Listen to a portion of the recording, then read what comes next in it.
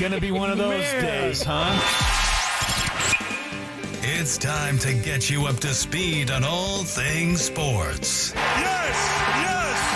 Yes! With plenty of nonsense in between. Oh, look! Here comes our fearless producer!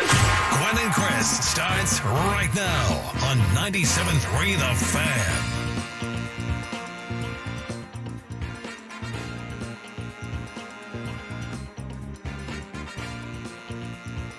Hey, happy Tuesday, everybody, and welcome into Gwynn and Chris. Chris, hello. Tony Gwynn Jr. down at Petco Park. Matt Skraby alongside here in the Odyssey Palace Studios.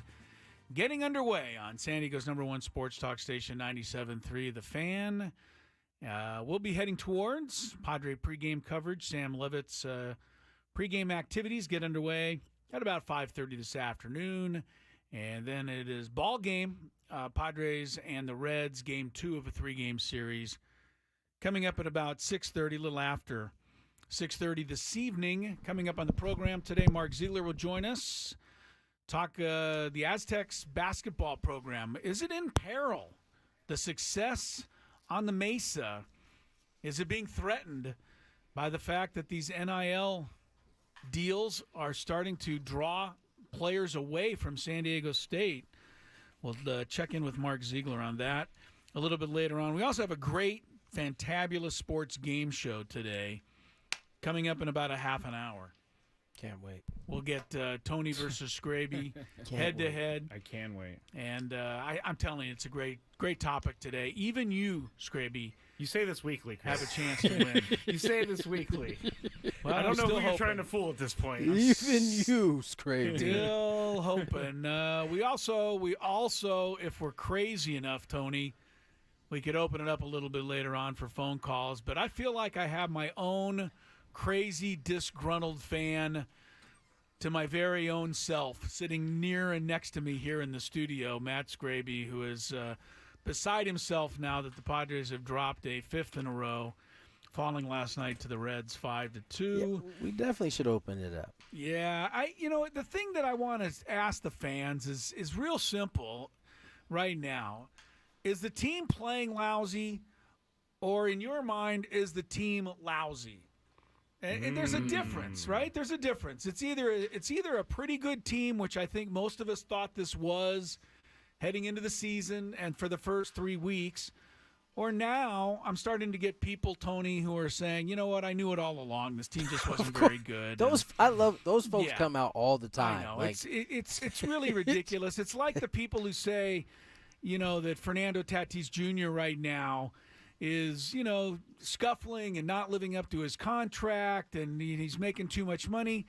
These are the exact same people who were predicting, and I'm looking at you, Skraby. Whoa. We're predicting that Fernando Tatis Jr. would be the National League's most valuable player this year. Yeah, I didn't say anything about his play so I'm far that guy. this year. I definitely have predicted look, a lot of people are, everybody is under attack right now when you've dropped 5 straight. And unfortunately, last night again, Tony, after a leadoff home run by Jerkson Profar, the ball club basically disappeared for 2 hours and wasn't heard from again until 3 straight hits with 2 outs in the 9th inning. So, we're making a lot of pitchers look like Cy Young Award winners right now, and we're not getting that same kind of, pitching as teams are scoring enough runs to beat them. And a 5-game losing streak isn't enough to, in my mind, to go into total panic. But No, I of know course who not. I'm to the show right now. Yeah, but you know what? I think it's rightfully to be, what's the word? Like annoyed. Yeah. Right. I think it's fair to be irritated. Because they haven't played well. And whether it's the offense, whether it's the starting pitching, whether it's the big guy's not quite going yet. It's all of that, and so naturally people are going to feel some way about it. I think that's fair. As you said, though, I don't think it's time to throw the season away.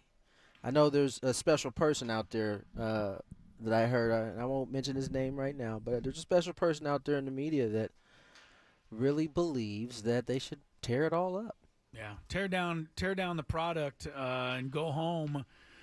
Leave the 40,000 fans who keep piling into Petco Park to wonder what might have been.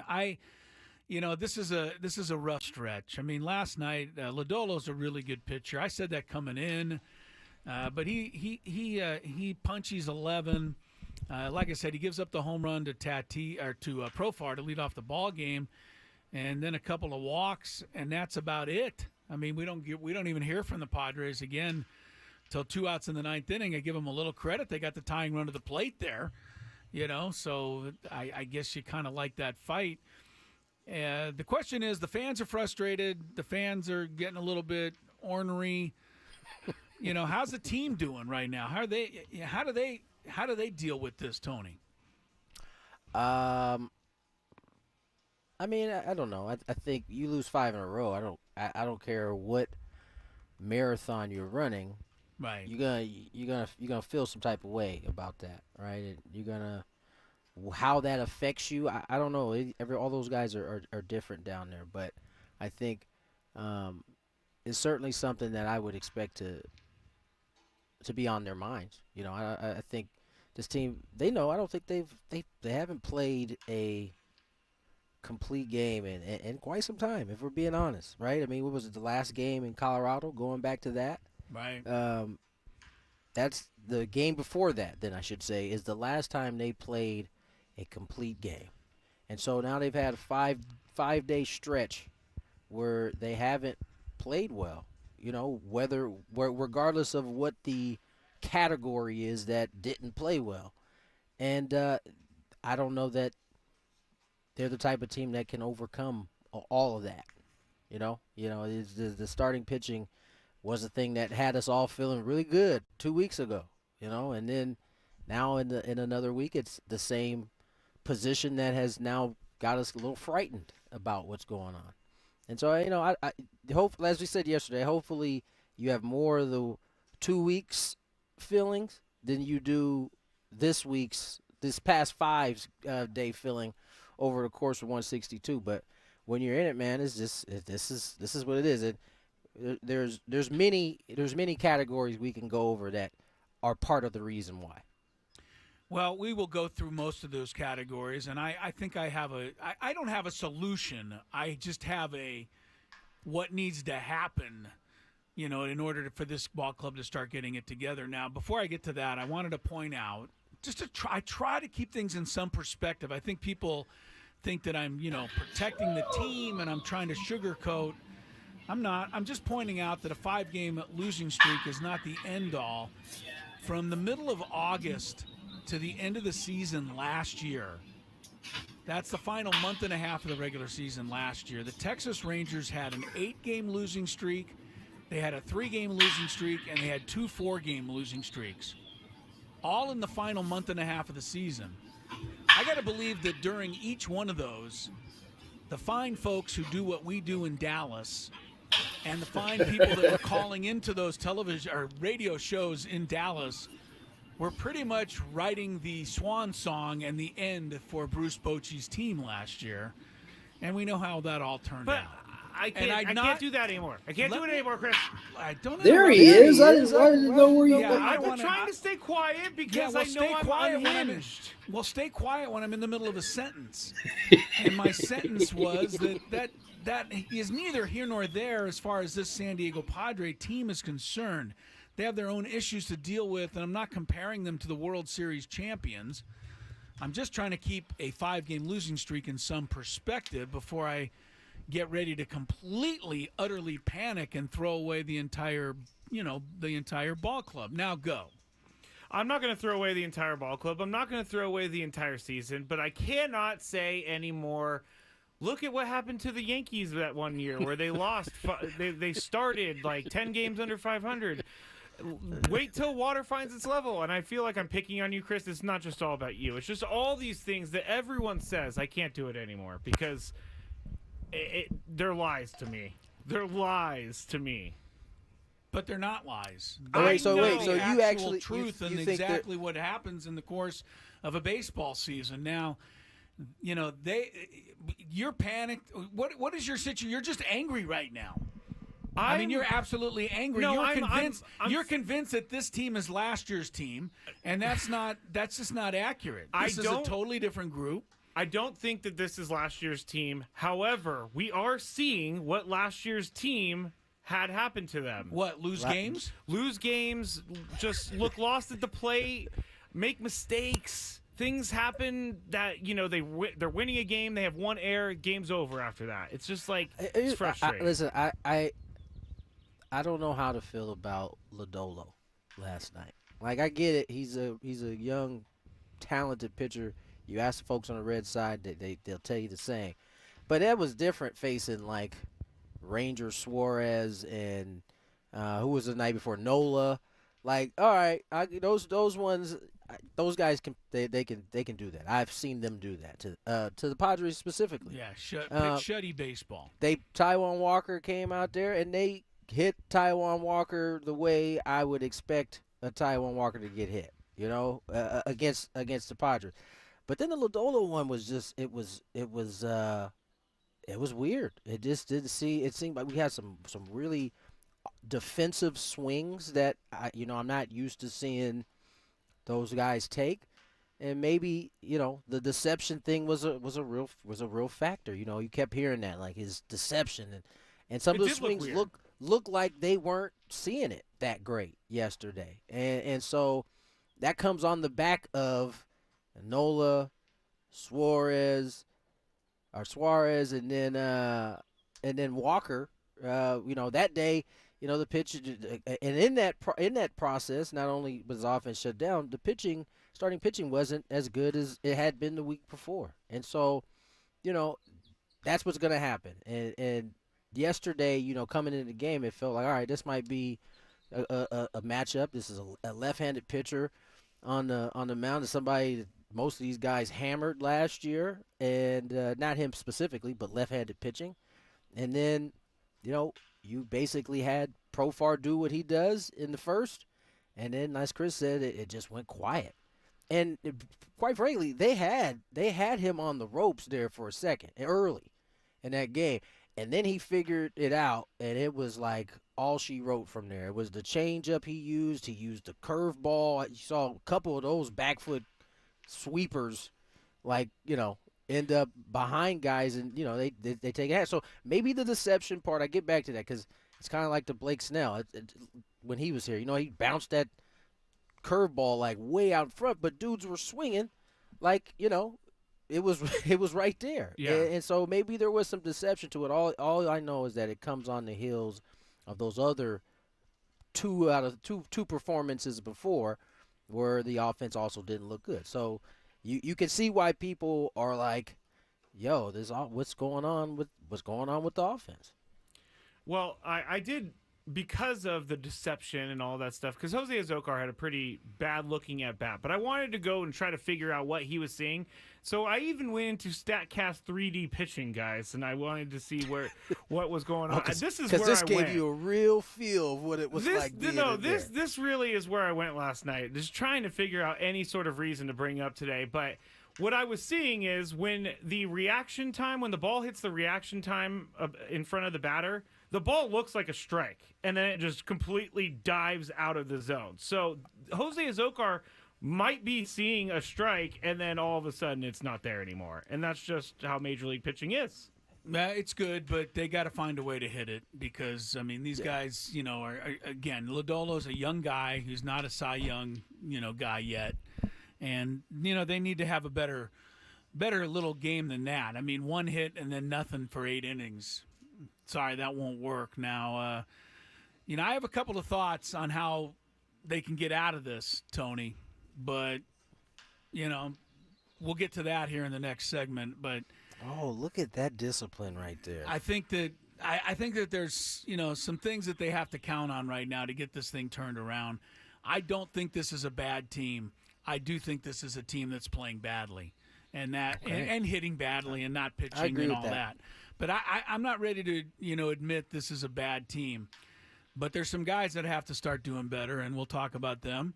Tonight, Nick Martinez, old Padre, pitches for the Reds. Do I even want to predict what's going to happen What's tonight. going to happen tonight? What's If there's what's anything going to happen better, tonight? if there's anything better Doomsayer? than a perfect game, Nick Martinez will do it. He'll get 2 perfect games in one game. Sorry. See, here's why we don't need to go to Scraby, the you're a phone fool, call. man. We don't need to go to the phone calls, Tony. We have our own very live phone call right here in studio. I mean, who's going to say anything more ridiculous than you? You know what's funny is I'm sure Skraby is not alone. No, alone actually, at that people are. time. I know people he's are getting not. at me right now, I know saying he's that it's not. still early. I understand that, and I will say that too. But it really hurts to say it because I feel like it's a lie. But it's not a lie. It's still early. This is where the PTSD kicks in. It does. It does. You start thinking about, man, we were saying this last year. You know, and now, it feels the same exact way. We kept telling ourselves we had time. oh, I know, You got to Tony. remove last year. It has nothing to do. with Bill this. said something on the chat that's interesting. He said the guy we had on yesterday, Mark Sheldon from MLB.com, said Lodolo will have the pod swinging on off their feet with that filthy sweeper slider, and it right there. I guess you know what? By the way, I got the chance to meet him in the Oh, nice. elevator on the way out of the stadium last night. Nice man. Yeah. Well, Did look. you guys go to Lolita? I forgot that he said that too. By the way, he did say that. No, he talked about that back foot breaking ball, but like I said, if it's that good, then Lodolo's going to go 20-0 this year. Nobody's going to Boy, touch him. None of them were strikes. That's the Another issue.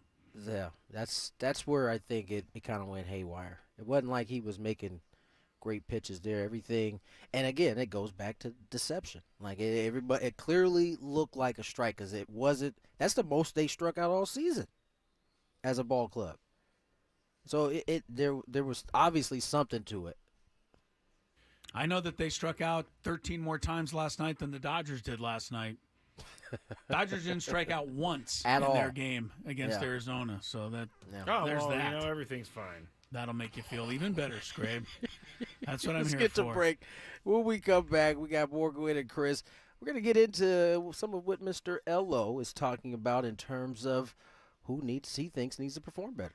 We'll get into it. More Gwynn and Chris on the other side.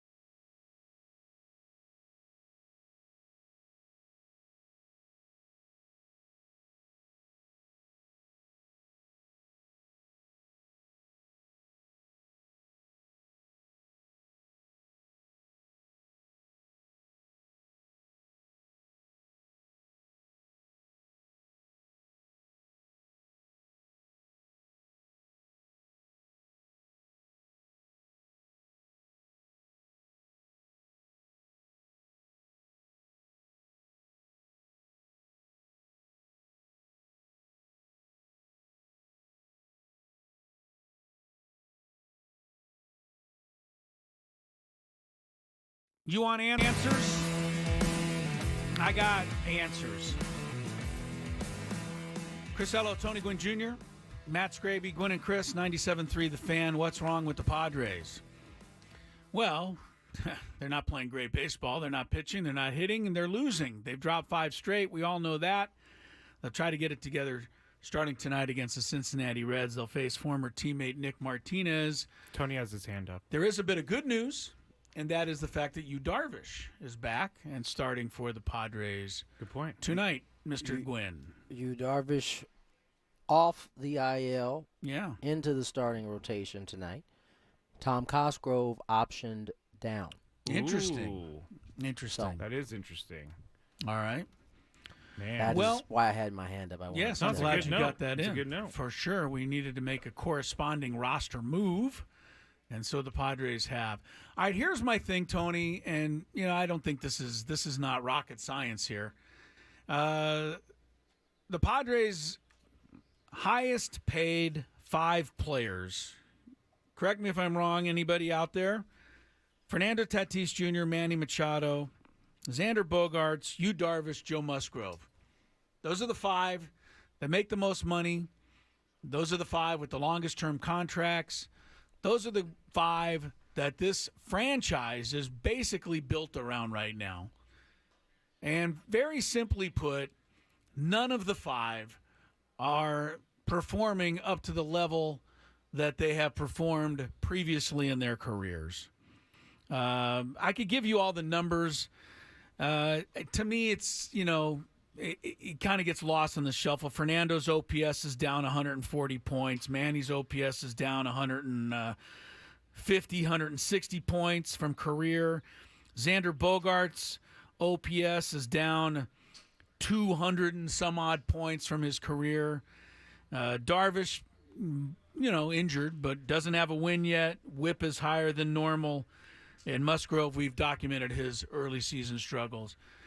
To me, Tony, when you're going bad, your big boys have to pick you up and start carrying the freight. And right now, the best Padre player is Jurickson Profar, and give him credit for that. But Jurickson Profar, he's not going to do it by himself. Whereas guys like Fernando, Manny, if they start playing like they can carry you out of the doldrums. Big facts. Yeah, no, I think that is a fair assessment. The Padres, as you called it, Big 5, haven't performed to the level that they, or that we've grown accustomed to seeing, and that they have set the bar at, basically. And it's in all 5. It's one thing, and this was part of the issue last year, right? And I hate to bring up last year, but yes, because this year is not last year, Skraby. Will find its level, everybody. That was my Skraby imitation. Hey, this is my Skraby imitation. Okay, it's a fair imitation. Arms actually. waving. It's a fair imitation. Spittle coming out. I think it's a fair assessment that the big guys haven't been the big guys yet. I think they will. And it's one thing to have like a couple of them, maybe even 3 of them not doing their own thing. Right, but all 5, and right? as a matter of fact, you can make the argument that when Yu Darvish and Musgrove and their round of rotation threw the ball well, the Padres still won games despite not having the production from Bogaerts and Manny at the time, right? I think I think you can survive with a couple of those guys not going right, but all 5 in this past week, didn't play to that level, and the Padres now have lost 5 straight. I think there's a correlation. I mean, when your best players are playing like they're your best players, you win more games. Skraby? I mean, it makes sense. Oh, but I've heard all this before. No, if the avid Scravinators out there, they would know that I've been saying this since before the season, that they, A, needed to get off to a fast start, which they haven't, and B, the superstars have to superstar, and they're not doing it. I kind of get a little frustrated when people start blaming guys like, and I've done this myself, Graham Pauley.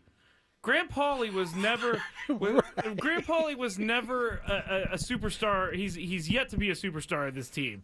It's up to Manny, Fernando, all the guys that you guys have been listing. It's not up to Grant Pauly. It's not up to Jose Azocar. It's not up to Higashioka. I get why we're criticizing that, and even AJ Preller to a point. I don't think that AJ Preller deserves the criticism he's getting out there right now because ultimately he did put a team on the field that is able to compete. They're just not doing it. Thank you. Right, and that goes back to Chris's original question. And what was it, Chris? Are the Padres playing poorly, Or are they poor? or are they poor? Yeah. And I think it's the former. Right? They're playing poorly right now.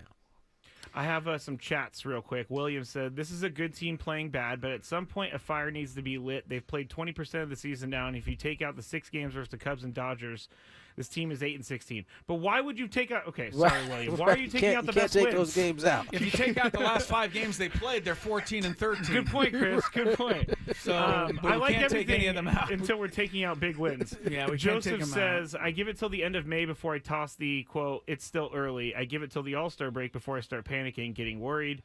Nate says June's schedule should be easier, but we have to be at 500 to make it productive and have a chance. And Calvin says, I'll start panicking when TG does. Well, then Oh, you'll all right, never I like panic. that. You'll I'm never about to say, I panic don't then know. because Tony's you not gonna going to be panic. you're gonna be anxiety free, my friend. I promise. Look, the thing is though, everybody, I think we're hitting on something here, and that is these heavyweight guys have got to start playing some heavyweight baseball, and because when things aren't going well, Tony, and the periphery guys can't carry it. You need to rely on a walk and a Fernando bomb and a Manny, going deep with a couple of guys on to pick you up a couple of wins along the way. And, that's where they're falling short right now. These 3 guys on offense, these 2 pitchers, I mean, I don't know that I can ask Darvish to give me 7 shutout tonight. He's coming off the injured list, but, I need 7 shutout tonight, because my offense is scuffling. I mean, this is where Darvish has to step up and earn, the huge salary that he's getting. And, Manny and Fernando Fernando, this is so easy for me to say and so unfair of me to say, but I watched him in the 9th inning last night.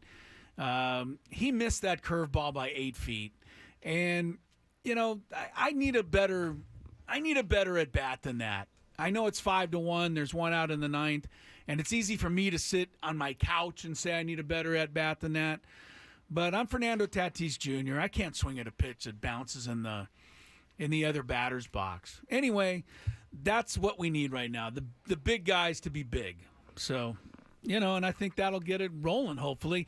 And that the reason I bring up the big guys being big and I think this is a good team not playing well is because these guys would make it a good team. If you don't think it's a good team, then you don't think these guys are good. And right. I think we all think that they're good players.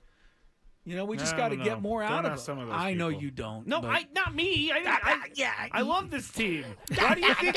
Why do you think last night on the way home from work, I'm thinking about Jose Azocar in the lineup because it's something I think about every single day. What are you thinking about him in the lineup? What about it? Well, I was thinking that he should be in it? No, that he's been pretty good at the plate this year, and then he had that at bat last night. But that's the thing is everybody had that at bat last night. True. Except for Profar. True. Except for Profar. I think he punched out everybody at least once, if I'm not mistaken. I think he did. You're right. So, everybody had one of them joints.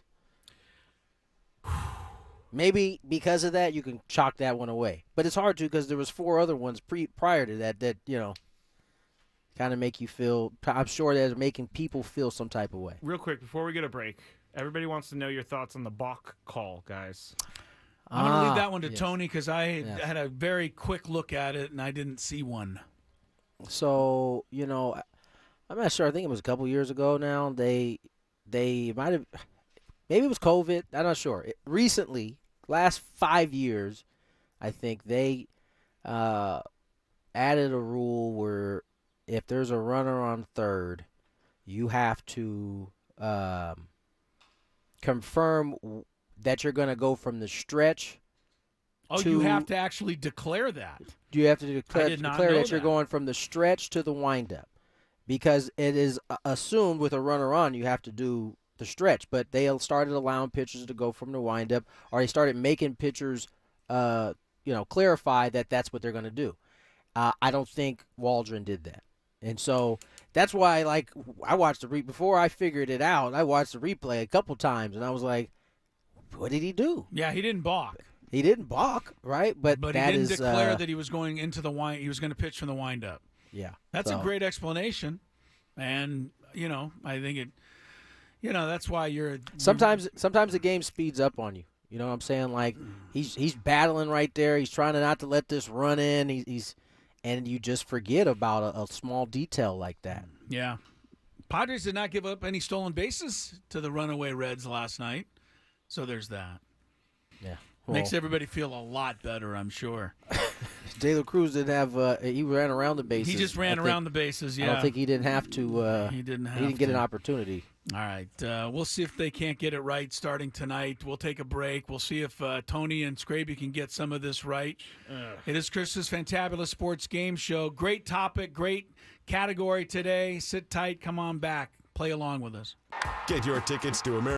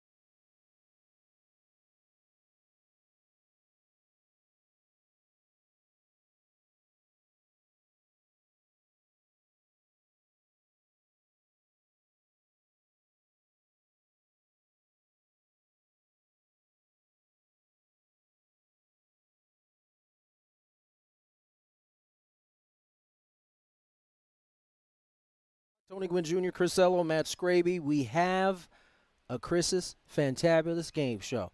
I think we got to get right to it because we kind of went over in that last segment. So without further ado, Skraby, like you got something to say. Oh, no, I'm ready. Oh, without further ado, let me hand this show off to Mr. Crisello. Hey, all you beautiful people out there, it's time to play one of our favorite games of the week. All right. We like to call it Ooh, I'm going to go. Chris's Fantabulous Sports Game Show.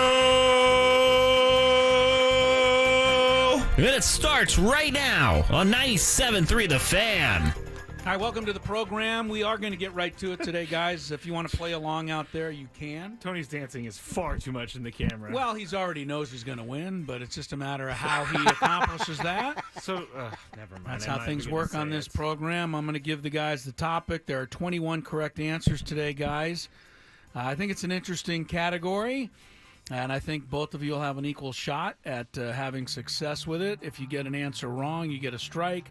3 strikes, you're out. Otherwise, first person to 11 correct answers today wins. You can play along with us out there.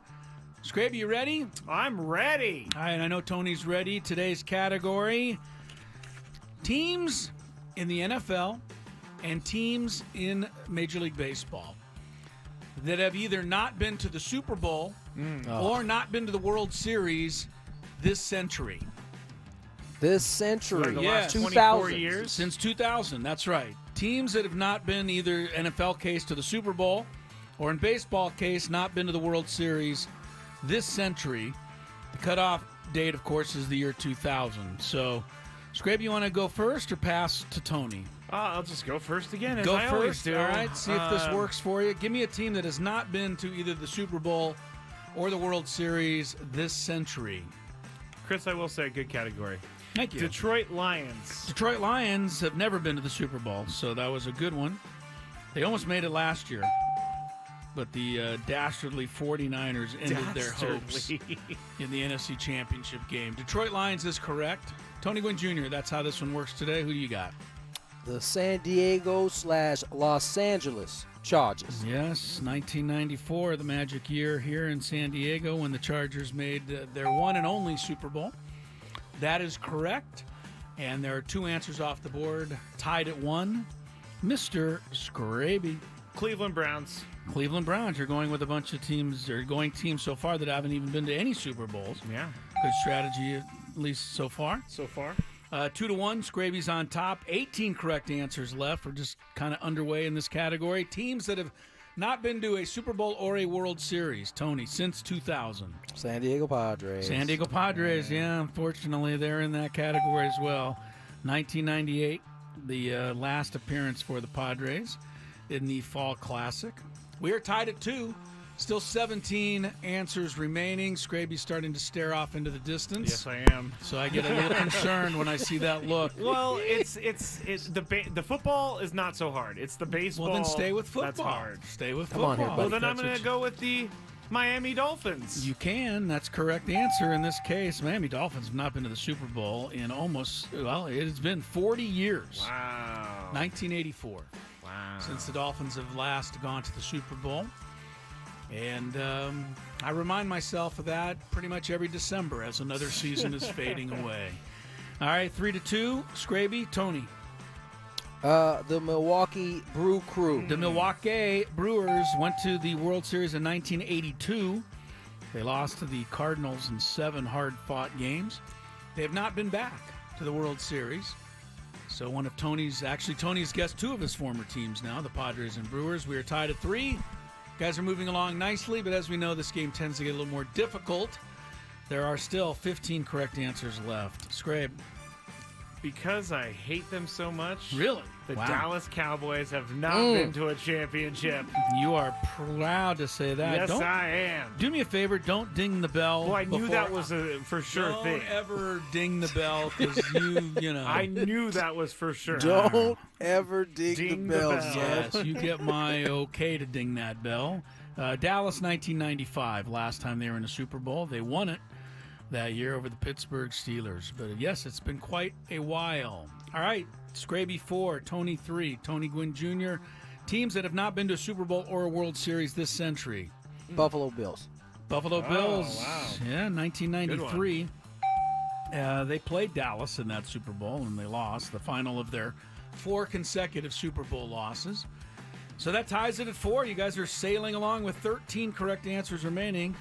Haven't touched much of the baseball side. Skraby hasn't gone there yet. I'm going to now. You're going there now? It's kind of crazy that the Rockies are not on this list. It's kind of crazy to me.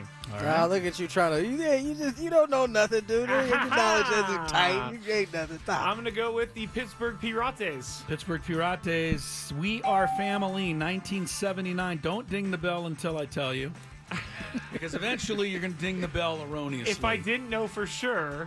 Yeah, well, you always think you know for sure. We Are Family, famous pirate team, Willie Stargell in 79, the last Pittsburgh Pirate team to go to the World Series. Skraby leads 5-4. You guys are just racing along.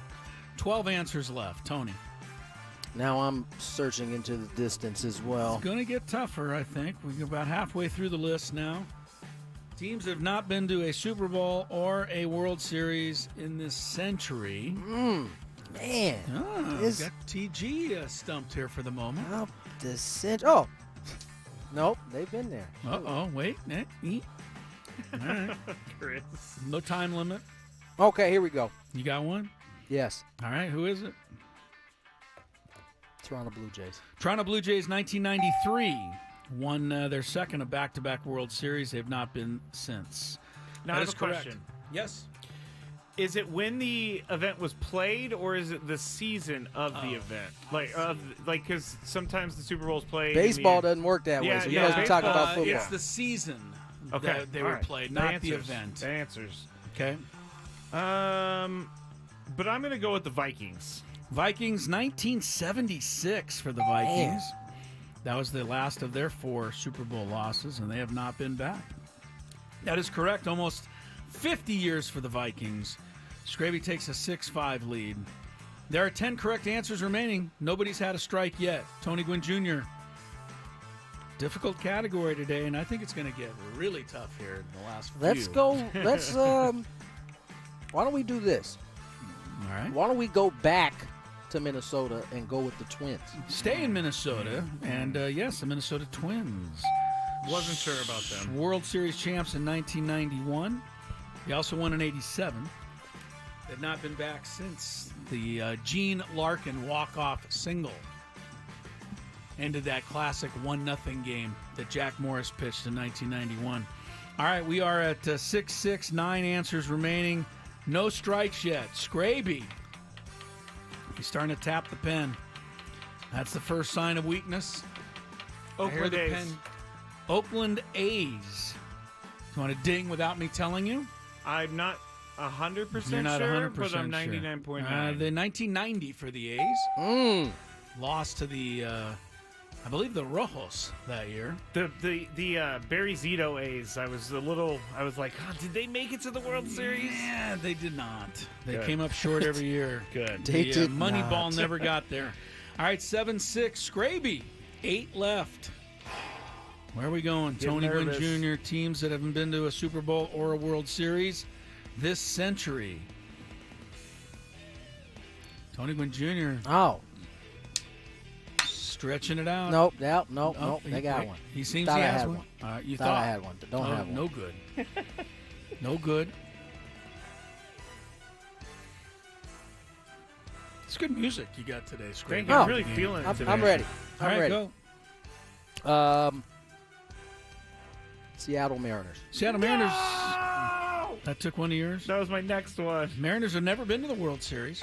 Still, to this day. They came into being in 1977. All right, we are down to the final 7 answers. You guys are tied at 7 with no strikes yet. Will you allow us to know how many of each are left? Sure. Okay. 5 NFL teams, Wow. 2 baseball teams All right, let me. are left. I'm going to go with the Jacksonville Jaguars. Yep, never been to a Super Bowl. That is correct. Jacksonville. And Skraby leads 8-7. You guys might run the table on this one. No strikes yet. Tony Gwynn Jr. breathing a sigh. Yeah, it's getting tight here. It ladies and is. There's gentlemen. 6 left, and normally, I mean, a lot of times this game isn't even this competitive where Tony even has to sigh once. This is true. But he's sighing Not letting today. it in. Yeah. We're going to go with the team that is actually here in the building, the Cincinnati Reds. Rojos, 1990. Nice job. They beat Nice the job. A's. I mentioned that. Kind of shouldn't have mentioned that maybe earlier, but the Reds, that's right. They haven't been to a World Series in quite some time, 34 years. We are tied at 8. There are 5 correct answers remaining. Franchises that have not been to the World Series or the Super Bowl this century. So there's only one more MLB team? Correct. I think I know who it is. All right. You want to try for it, or you want to Yeah, hold on I'm going to to go it? for it. All right, go for it. Baltimore Orioles. Baltimore Orioles. Do you know when Baltimore. the last time they were in the World Series? 1943? 1983, but it's a win nonetheless. You got What it. kind of guess was that? I don't where know. he I was mean, I going figured with it was that like way back when. I don't ever remember the Orioles being good in my childhood. They had a guy named Cal Ripken Jr. Yes, I'm at aware of shortstop. He caught the final out against the Philadelphia Phillies in '83 to clinch it in 5. The last time the O's won it. So there you go, 9-8. 4 teams left. They're all football teams that have not been to the Super Bowl in this century. Tony Gwynn Jr. Getting down to brass tacks here. Who you got? The Redskins / Commanders. The Redskins. 1991.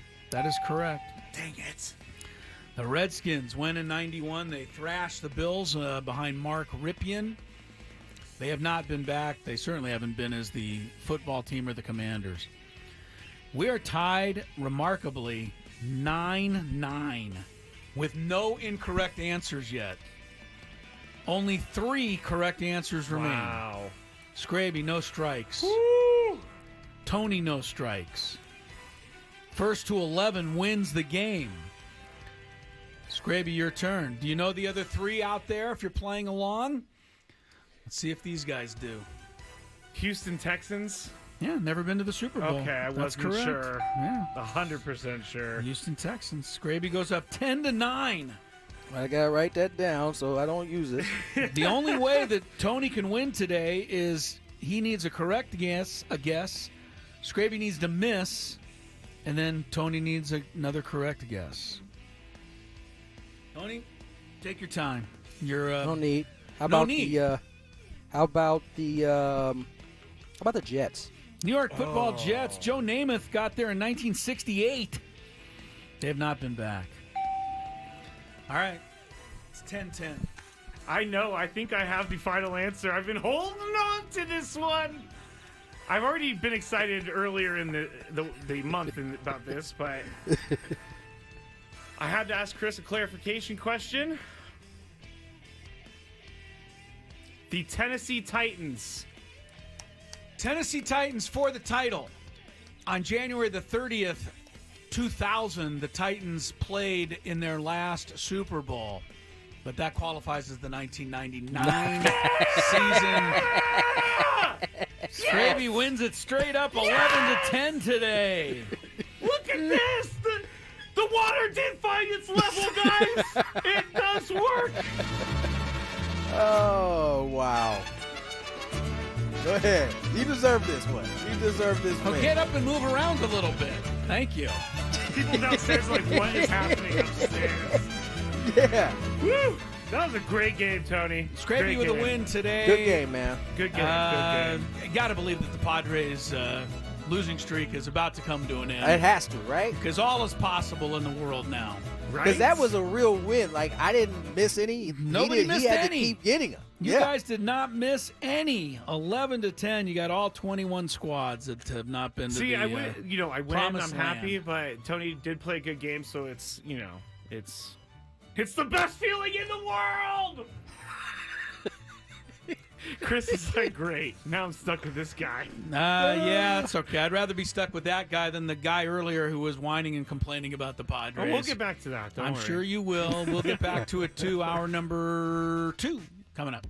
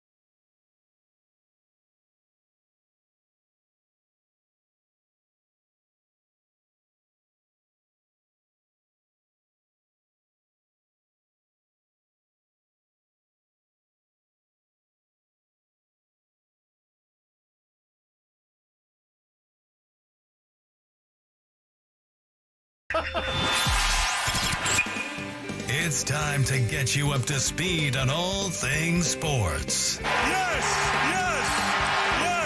With plenty of nonsense in between. Oh, look! Here comes our fearless producer! Gwynn and Chris starts right now on 97.3 The Fan. The world is off its axis. Skraby has won the Fantabulous Sports Game Show today. Welcome back into Gwynn and Chris. Hour number 2 of our Tuesday get-together. Chris Tony Gwynn Jr. down at Petco Park, where he is getting prepared for tonight's. I believe he's back on TV again this evening with Don Orsillo. Yeah, the next two.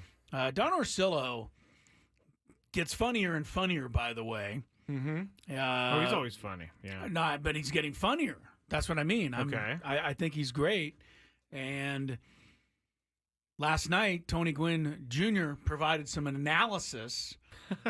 and Don Orsillo said, boy, nice having a color analyst who actually provides analysis from time to time. He was getting a shot in on our old friend Mark Grant. I do love when Don takes shots at Mark when he's gone. It's great. It's hilarious. Gets a quick shot in. Mark can do the same when Don is not there. So I really think we're lucky on our broadcast. Not saying that just to say it. I know a lot of people, not a lot, but there are some people who think that, they want nothing but hardcore strike one, ball one, strike two, ground ball, description of every single play for an entire 27 outs, 54 on both sides, 162 game season. And I just don't think baseball lends itself to that. I think as long as you're, keeping us apprised of what's going on in the ball game, which they do, there's absolutely nothing wrong with having a little fun during the broadcast. Jesse and Tony do the same thing on radio. Honestly, I find it all refreshing, and I find it all almost necessary to make it through. I mean, if you're going to take every game like it's the 7th game of the World Series as a broadcaster, you're never going to make it, and it's going to be exhausting to your listeners. I watch a lot of MLB TV, so I go around to the different TV broadcasts. I actually really like listening and seeing what's around. Yeah, seeing what else is around. Don't wish for something else because we're pretty good here and lucky. Yeah, there's some that are just like, what is going on during this game? These guys, I don't even know what they're talking about. Like I was watching the Tigers game, the Tigers broadcast earlier, which has Jason Benetti. He's great, but the guy who was with him, I can't remember his name, Monroe. He was a former player, former Tiger, but he just kept making jokes the entire time, and I'm all for jokes, but there's a time and a place for a joke, I think. How about a riddle? You can give riddles whenever you want. Is a riddle okay? Yes, Craig Monroe, Adam is right. But anyway, I see a lot of these guys, and Don. We're lucky with what we have here. And Jesse and Tony, I listen to a lot of radio as well. We're lucky with what we have here. We really, truly are. Speaking of that Tiger game, the Cardinals rallied for a 2-1 win over the Tigers earlier here in the first of a doubleheader. Okay, riddle me this, Skraby. What is going on with all of these NBA injuries in the playoffs? It is piling up. Sources with the Celtics now say that Kristaps Porzingis, who left last night's game with a injury, is going to miss several games. He's got should I try to read what this is? He's got a right soleus strain. Or in layman's terms, his calf hurts. So he's out for a minimum of several games, according to sources, and the sources are telling that to Woj. So you can take it to the bank.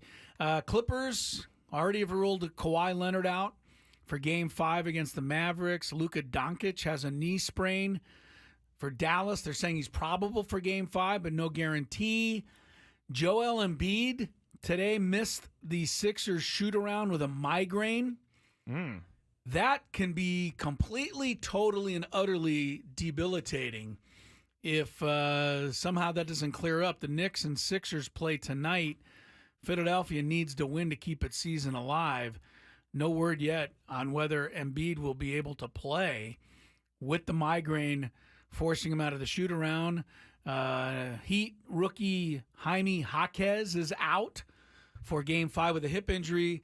I'm only bringing this up because we've already got a bunch of other guys missing games. Well, I know why. And well, okay, I know what you're going to say, but What? go ahead and What? let me give you the form to say. What?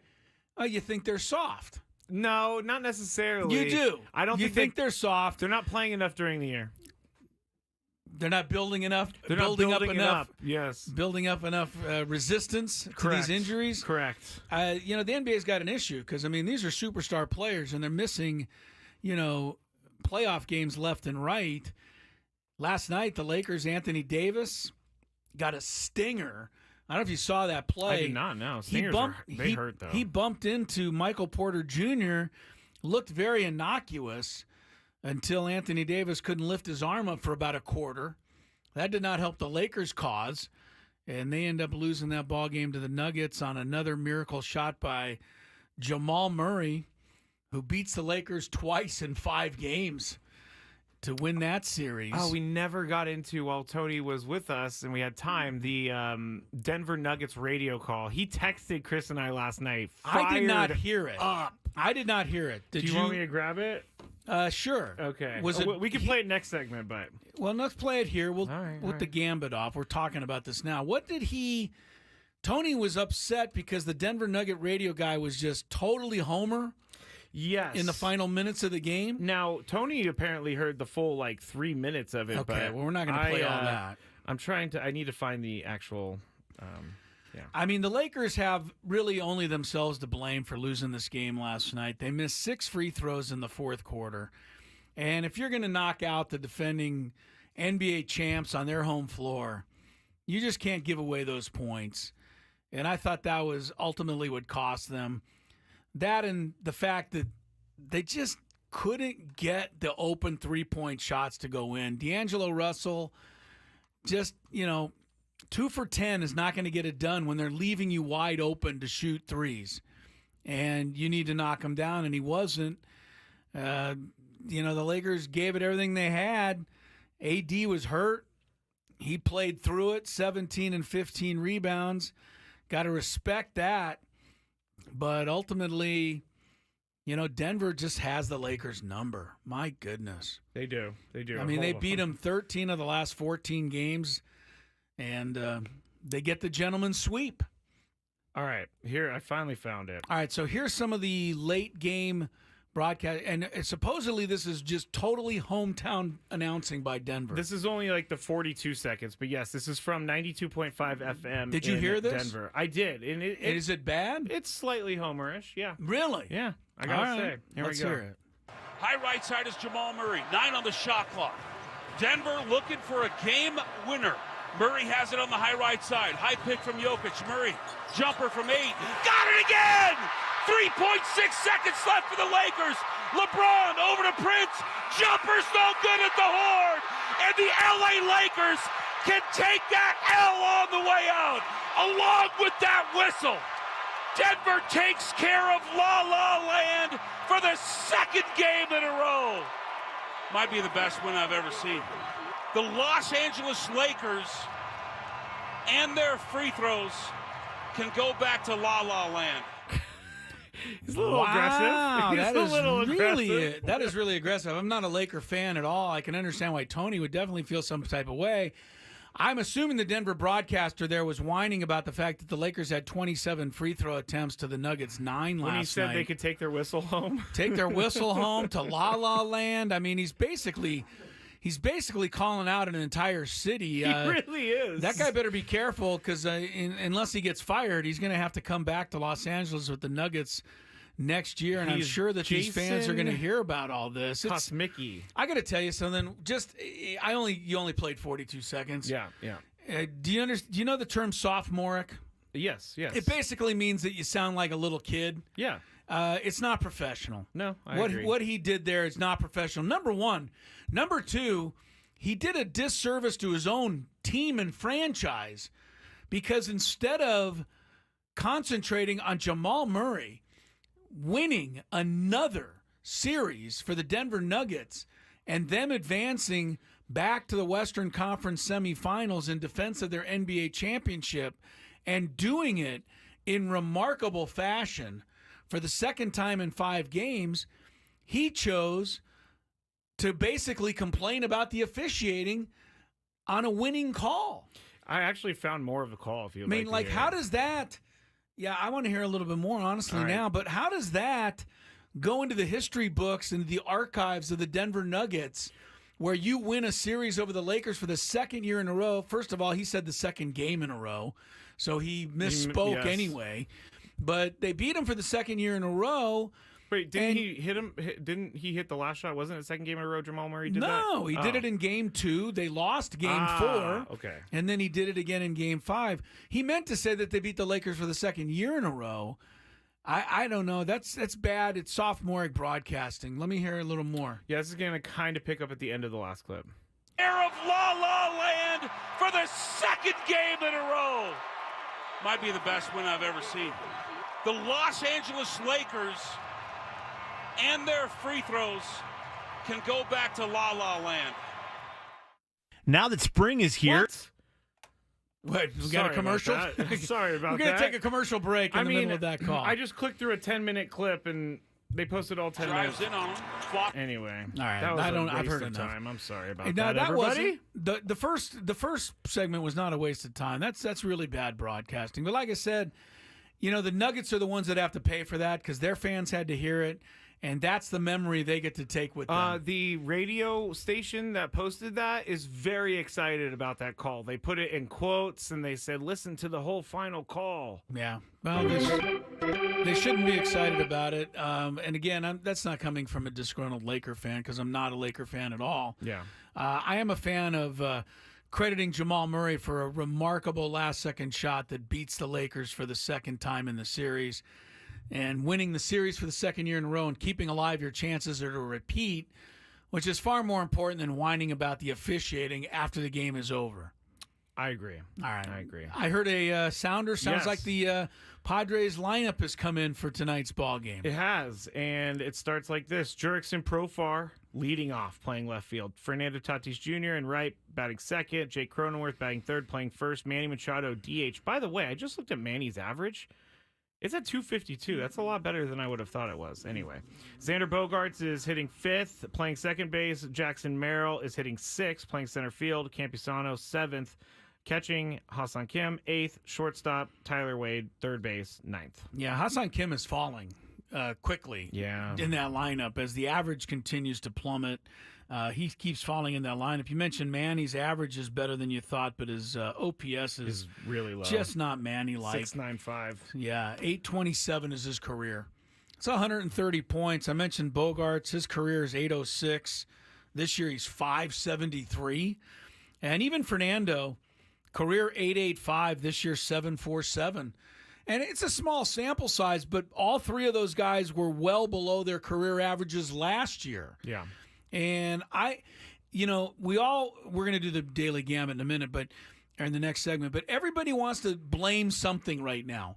You know what? Put the blame on the biggest shoulders right now, because that's where the blame lies the most. And we're saying those shoulders are? They belong to Fernando, Manny, and Bogaerts. Yes. And tonight they belong to Darvish. I even think Jake Cronenworth is in there.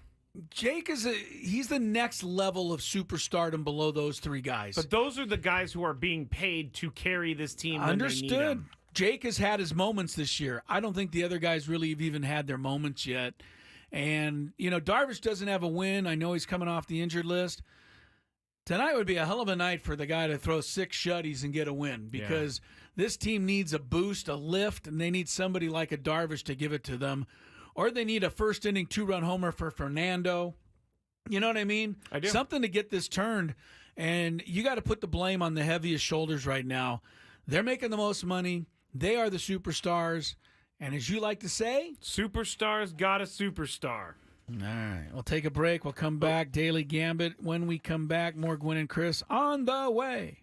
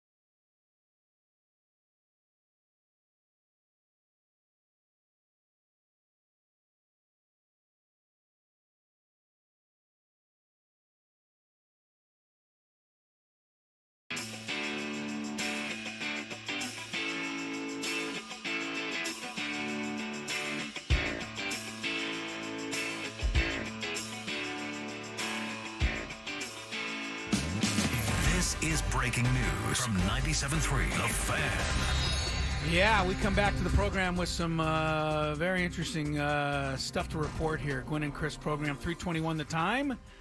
I'm going to let you read this one, Skraby, because it upsets you a lot more than it upsets me. It didn't upset me, but Oh, you're upset. Mike Don't Trout let him kid you. is going to be out for a short time. They don't really have any timetable. He has a torn meniscus, and he needs surgery to repair said meniscus. Yeah, you said a short time. I don't think a short time is accurate. I think it's going to be quite a time. They are expecting him back by the end of this season. But a short time tells me he'd have surgery and be back in a week or two. I think it's going to be a month or two, maybe longer. Trout has not had a fully healthy season since 2018.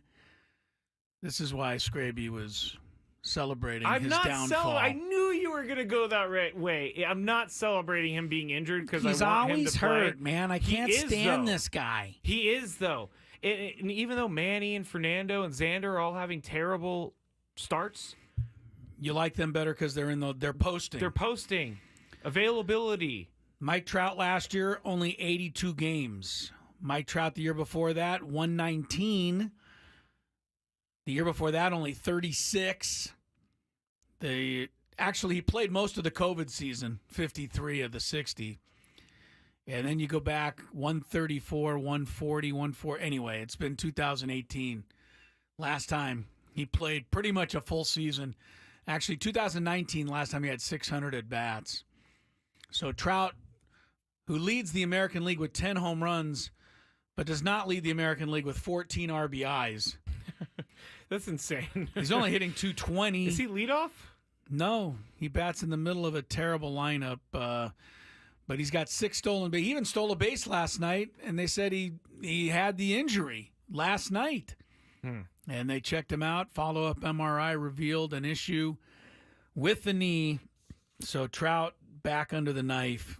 That's not, you know what, I'm not an Angel guy, but that's just bad news for baseball. It is. He's a big-time star player. People tune in to watch him play.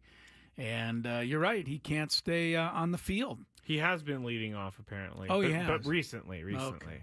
He hasn't stayed on the field, and I do feel for him because I know that he wants to be on the field. But at the same time, this is why when people say Mike Trout's the greatest player in the game, he can't play. He can't stay on the field. He can't be the greatest player in the game if he's not playing. That's fair to say. All right, let's get to the daily Gambit. Skraby, see what we got. Do you like money? I think about money a lot. Do you like money without doing anything? Winning. Do you want to make money while watching sports? I think Washington is immortal luck. Washington! Woohoo! If you answered yes, this is your segment. Just don't blame us when you lose. Nothing is ever your fault. It's your game. Take it. Gwynn and Chris go through the top bets of the day in The Daily Gambit on 97.3 The Fan. Daily Gambit is our daily sports betting segment here on Gwynn and Chris. Please, everybody, gamble responsibly. We will get right to it because we have no time to waste. Normal recovery time for torn meniscus repair surgery. Yes. You can expect it to take up to 3 months.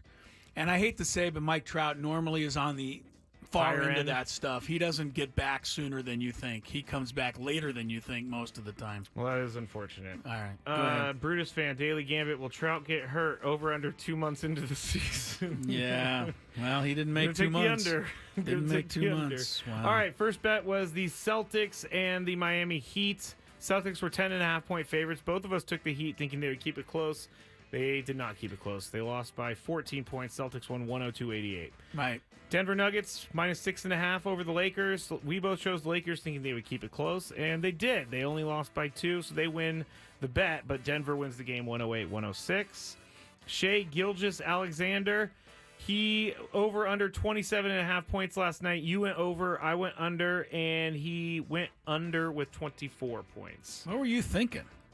I just felt like it was an elimination game, right? No, you got it right. I know, but it was elimination. Yeah, right? so I felt like the Thunder were just going to crush the Pelicans because they won comfortably, but it wasn't a crush. No, it wasn't a crush. Who would score more last night? Jokic or LeBron James. You chose Jokic. I chose LeBron. And LeBron had 30 points. Jokic had 25 points. Yep, So LeBron with the win there. Now, Reds-Padres total number of runs scored last night, over under 8. Both of us went over, and we were wrong. It was 7. Hassan Kim gets a hit on that last at bat. 2-run score, and it goes over. Get me started. Came right down to the final. Now, swing. Nick Lodolo, over under 5.5 strikeouts was his total last night. Both of us went over, and both of us were right because he had 11. Yeah, they don't normally miss the odds by that much. No. But they did. If you're looking at the NL MVP race real quick, Fernando Tatis Jr. is number 4 in the odds with plus 1,100, but there's a guy, Ellie De La Cruz, plus 1,300. You like that one? I don't necessarily know he's going to win the MVP, but I really like watching Ellie De La Cruz play. Yeah, popped a home run last night. Did not steal a base. He also, in the 9th inning, threw the ball so hard to first base that the first baseman, Candelario, couldn't even get his glove up to catch it. Yeah. These are major league players. But that ball was, what'd you say, it was 106 miles per hour? 106.9 on the throw from shortstop. Yeah. I mean, he absolutely unleashed that throw, and Candelario reached his glove up, and he couldn't catch it. I can't imagine what it's like to catch that ball, because I've caught some baseballs before, and it hits the hand and it really hurts. Can you imagine what a 107-mile-an-hour throw feels like, Chris? I don't know, and neither does Candelario because he didn't catch the ball. Good point. He did not catch the ball. All right, here we go for tonight. We have, I believe, let me see. I had it here. Now I got a lot of pieces of paper. If you watch on the YouTube, it's pretty comical once in a while to see me filing through pieces of paper. Here we go. He's got it. Padres over the Reds by 1.5 tonight. What? Even though the Padres have lost 5 in a row and are playing terrible baseball, Padres are favored. And since you won the Fantabulous game show today, I say anything's possible. That and the fact that I'm, rearranging my busy schedule to go to the game tonight. To help them get out of their slump. So I'll take the Padres minus 1.5. Who you got? I hope that they win. But you're going to bet I don't the know Reds. that they'll win by 2 or more, so I'm going to say the Reds. All right. If you think tonight's game is kind of tough to watch, you could be in Miami, where tonight the Rockies and Marlins face off in a matchup of, the Marlins are favored. I guess somebody's got to be favored. Yeah. By 1.5. Skraby, you're first. I'll go with the Marlins at home. Going to take the Marlins. The Rockies are a mess. I'll take the Rockies. Why not? Nick Martinez faces his old mates, the Padres, tonight. Over under 3.5 strikeouts for Nick Martinez. God, the way Lodolo was striking guys out last night, I got to believe he'll go over. The only way he'll go under is if the Padres can knock him out of the game early. The Padres haven't been knocking anybody out of the game early. I'll say over. 3.5 strikeouts, Nick Martinez. Skraby. I don't know this to be true at all, but I got to think these guys know what Nick Martinez is going to be bringing, so I'm going to say under. They're going to be ready for him, you say. Yes. Yankees and Orioles last night. The Orioles won 2-0. Gunnar Henderson homered, scored the second run. This guy's an AL MVP candidate for sure. Tonight, the over-under for these two stalwart teams is 9 runs. Scrape. Do the bats come alive tonight in Baltimore? Baltimore. I think it's Dean Kremer. Oh, Kramer? you wanted me. I think it's Dean Kramer and Nestor Cortez. I'm going to go over. Yeah, 9 runs. I think they're going to go over. They took the night off last night. NBA, we've got Cleveland and Orlando. Series is tied at 2. Didn't even know they were still playing. And they don't. You know what? Nobody does because they put all the games of this series on NBA TV. Where no one knows where they are. Right. You have to be like a serious fan to be following this series. Game 5, Cleveland favored by 5. The home team has won each game by like 20. I don't think that changes. Cleveland blows them out to win Game 5. Skraby? Couldn't even give you a name of anybody on the Magic, so I will say Cleveland. Really? Can't give me Paolo Paolo Banchero. Yes, I can. You can give me that. Yes. All right, that's about as good as I can do. Indiana and Milwaukee, 217 points tonight. I don't know. Giannis isn't playing. Lillard's not playing. Yeah. I mean, the Bucks are just. I mean, I don't know. Is it They're at home. 217? They're at home though. The Bucks keep it alive. I don't know. That's not the bet. It's 217 points. I'm gonna go under. I'm gonna go over. Indiana scores a lot of points, and the Bucks will have to score a lot to keep track. And tonight, the Boston Bruins look to eliminate the Toronto Maple Leafs, or as you like to call them, the Maple Leaves. Yes. Boston is up 3-1. They're favored by 1 1/2 goal.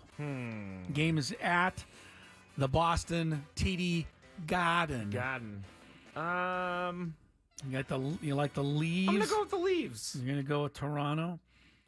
You're wrong, Boston. You're wrong. All right, that's our daily gambit. When we come back, Mark Ziegler joins us. A lot going on with San Diego State basketball.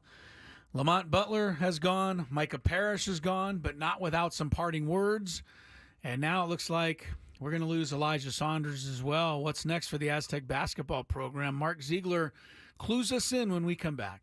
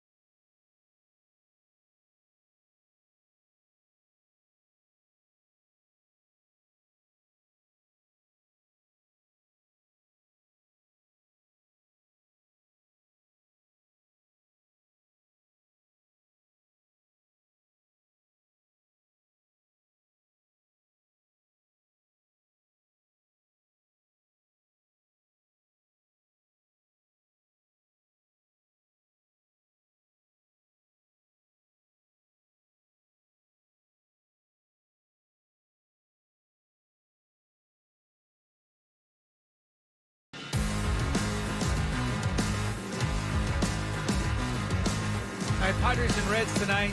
Game 2 of a 3-game series. Fingers crossed. Padres snap a 5-game losing streak tonight. Yu Darvish returns from the injured list to make the start for the Friars tonight. Still looking for his first win of the season, as is his mound opponent tonight, former Padre Nick Martinez. You know what I remember about Nick Martinez? A lot of things, but here's one thing that stands out to me, Skrabe. Okay. At least when we interviewed him, spring training a couple of years ago, things may have changed since, but at the time, the man was addicted to Red Bull. Oh, that's right. And he just was a bundle of energy. Yes, he was. At all times. How much energy do you think he'll have tonight pitching in Petco Park against his former team? A lot. Yeah. Nick Martinez may be going a little crazy out there on the mound tonight. He'll be jacked up. I don't know that there's any, ill will. Oh, no, but whenever, I don't care if there's ill will or even if you're friends, it's still your old teammates. Course. You want to stick it to them because that's just what you do. Right, you know these guys well. You want to pitch well.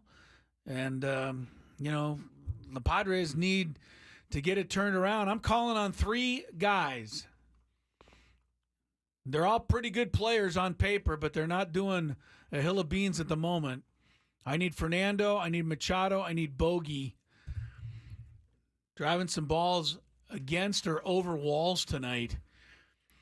It's nice to rely on the bottom of your order, Jackson Merrill and Camposano and, Profar at the top now. Tyler Wade's in there this evening. But you got to get your big boys. Your big boys have to get you out of this slump. They got to take it upon themselves to get the Padres out of this slump.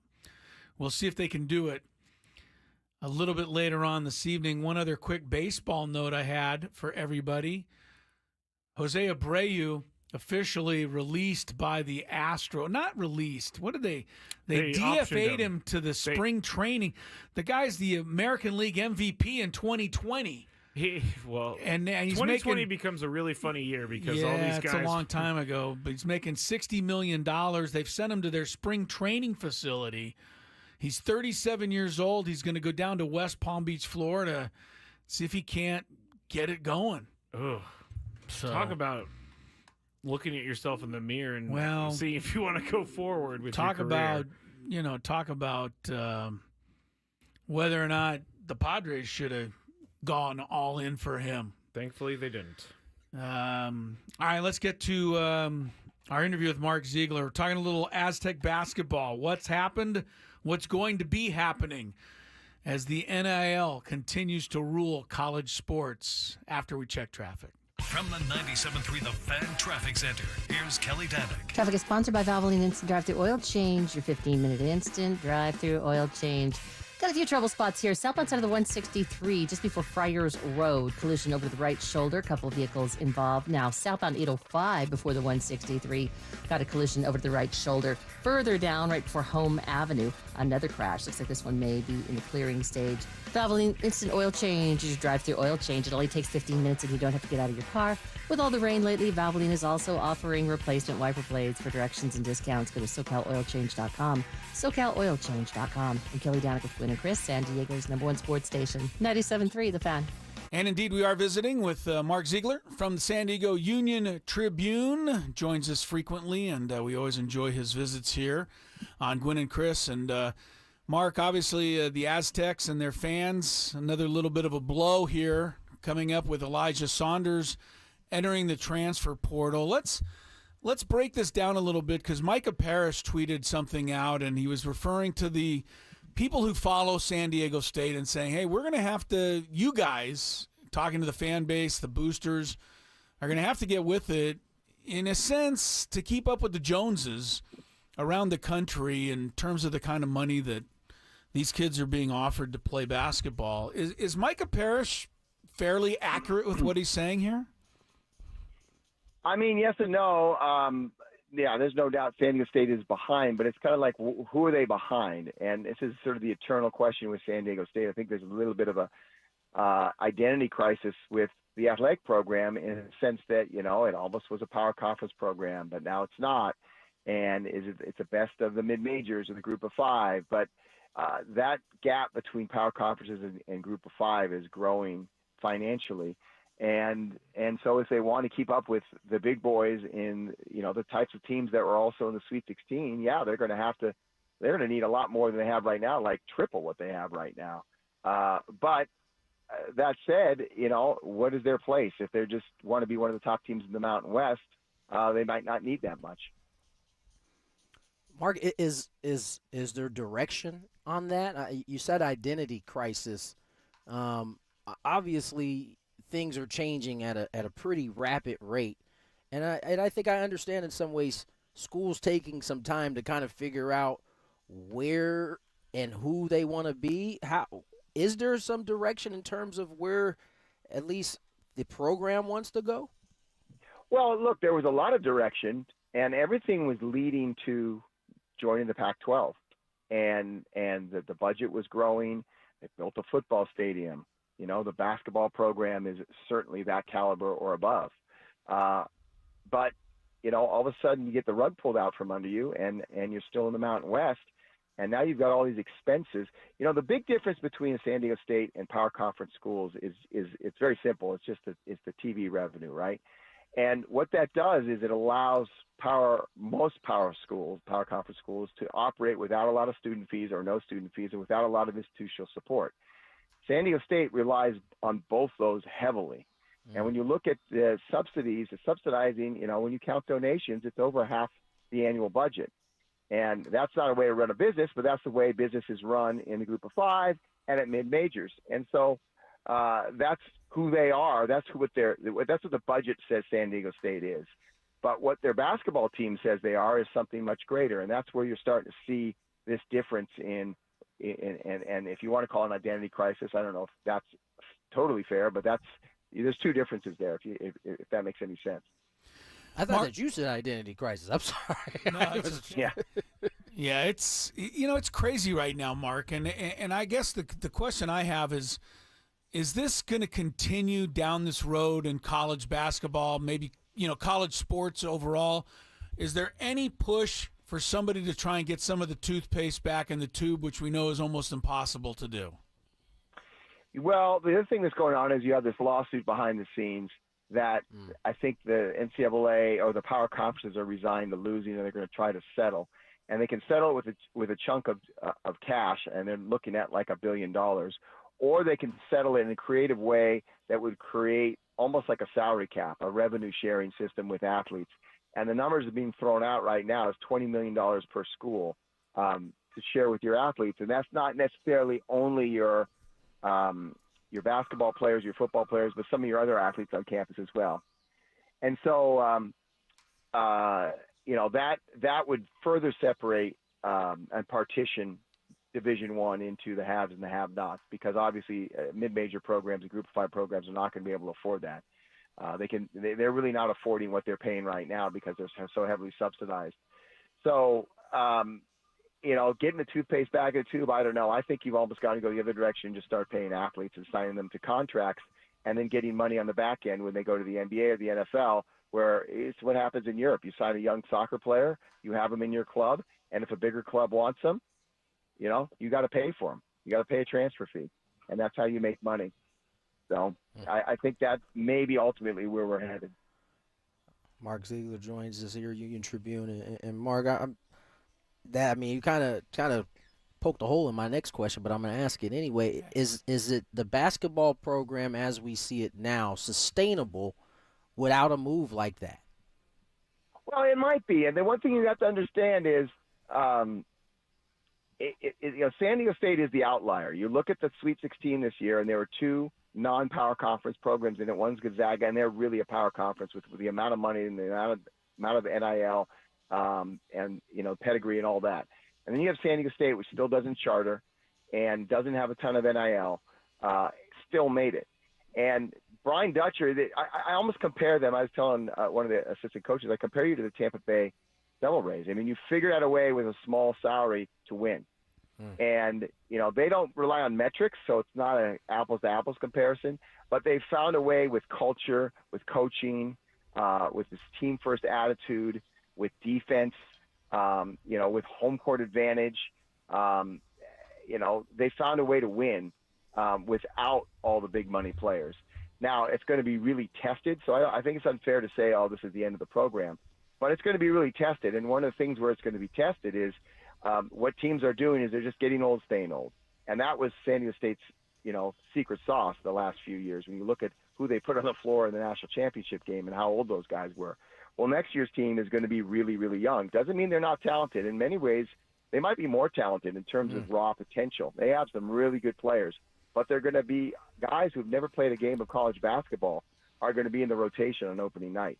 And there's going to be 2, 3, guys like that, and that's just going to be the new normal, I think. And they're going to have to win with younger players. Now, can they do it? I don't know. We're going to find out. But they've adjusted before, and you'd think that they might be able to do it again. Mark Ziegler, San Diego Union Tribune. It's off season for Aztec basketball, but there is no such thing as off season anymore, as we're finding out. Mark, the coaching situation, we know Chris Acker has left to go to Long Beach State. There's been some other talk about, Velasquez and some of these other guys. Justin Hudson, in the meantime, left Fresno State. I don't know how specific we can be, but, has there been any contact there? Do we know if there's any interest in bringing him or trying to get him to come back? Or does he go to look elsewhere? Is that a possibility? Well, I think there's been some conversations, certainly. They all know each other really well, and obviously we know that he's not learned coaching at Fresno State. But if you look at Brian Dutcher's track record in hiring assistants, he's always hired outside the family in recent years, kind of bringing in new blood, new way of thinking, because that's healthy in an organization. And it's worked before. J.D. Luster's a great hire. Chris Acker was a great hire. Jay Morris before him, really good hire. And so my sense is that's what's going to happen here.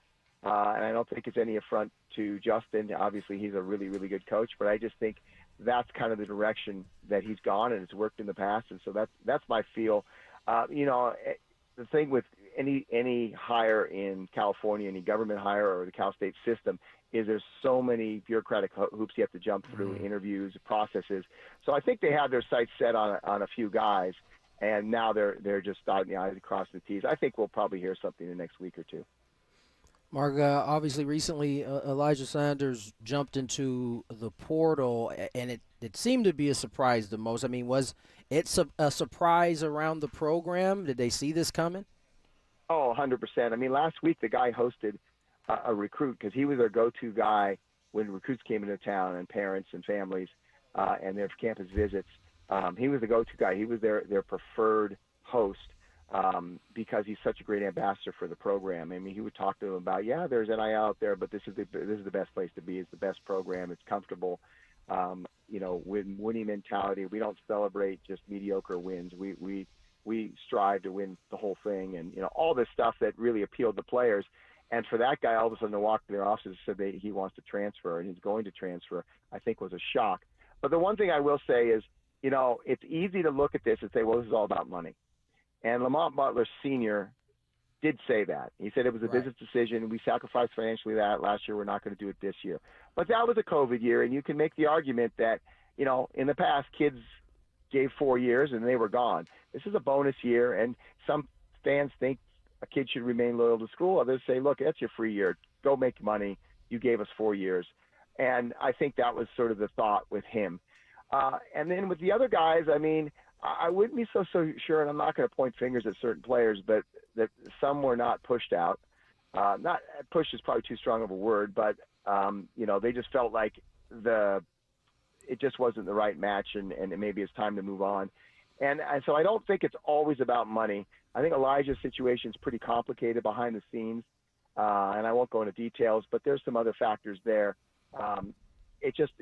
But even given those factors, it was still a shock, I think, that he's leaving. But the fact that, the NIL collective doesn't have, $2, $3 million, $4 million in a war chest, I don't think was as much a factor as a lot of people think it was. I think it's part of it. But, I think, and I haven't seen Micah's tweet, but I don't think it's as much as maybe some people are leading you to believe. Mark, we've touched on this in the past. My last question today, women's college basketball and what they accomplished and the eyeballs that were on some of these games in the NCAA tournament, and Caitlin Clark and Angel Reese and South Carolina's undefeated season, UConn and Paige Beckers, and ratings that were bigger than the men's games. Is this a one-off, or does women's college basketball have a chance to jump aboard this train and really make the sport more mainstream than it already is? Oh, I definitely think the latter. I mean, I think this is great for the sport, and obviously the next step is not for just people to go watch the big stars, but to go watch San Diego State women play. And they've had some really, last few years they've really improved the program. Stacy's turned the corner. They're playing good basketball. They're competitive. They're competing in the conference tournament, and so. The question for me is, okay, it's easy to root for Caitlin Clark for a number of reasons, and it's easy to root for Angel and Juju and Paige, but let's see if you could root for your local team. And I think that's the next step, and I think it might even be a bigger hurdle, but I think this is a step, and maybe there'll be some trickle down. Now that, obviously Caitlin's gone, so we'll see how much of a hit that takes, but that's what I'd like to see happen. People start to embrace it. It's never going to be like the men right away, but maybe get a few hundred more fans or a couple thousand more fans on a regular basis to games, and I think that generates excitement. It's kind of like fire and creating its own wind to create more fire. I think that's what happens. You get more fans in the stands, and that creates more excitement, and that gets more fans back. So I think there's a potential to be there, but we'll see. All right, Mark, always great chatting with you. When are you shoving off for Olympic stuff? You got to be coming up soon? Yeah, well, it's they start the last weekend in July, but there's a lot of stuff before that, a lot of trials, we got so many athletes from San Diego who are to train here. I just went to the Olympic Media Summit in New York, where they bring all the athletes to one place, all the media to one place, and you sit down for 3 days and just sort of speed date. And it's really helpful. I mean, I just love the Olympics because I love the stories, and I love interviewing the athletes because they're all overachievers. They're all really educated. They're all real thoughtful, and they're not sort of saturated with media. So they love talking to the media too. So it's a cool time. I'm looking forward to it, and it's going to be in Paris, by the way. So all right, no complaints for me. Good for you. Yeah, Mark Ziegler, the world traveler that he is. We'll try to catch up with you before you head on out. Mark, thanks so much for everything and great insight. Thanks, Mark. As always. Yep, my pleasure. That was great. Talk to you guys. Yes, sir. Mark Ziegler, San Diego Union-Tribune, with the latest and the greatest. Mark Ziegler, always informative. That NIL, too bad. Skraby. What? They didn't have that back in the day and age when you and I were starring as college Division I athletes. I was the best Edward 40 hands guy on the team. I wonder what they would have paid a 10th string left-handed pitcher on the San Diego State baseball team. Well, you would have been making some sort of living off of it. Never know now. All right, when we come back, Chris versus the fans. You can play some trivia. You can go to Las Vegas. 833-288-0973. That's next.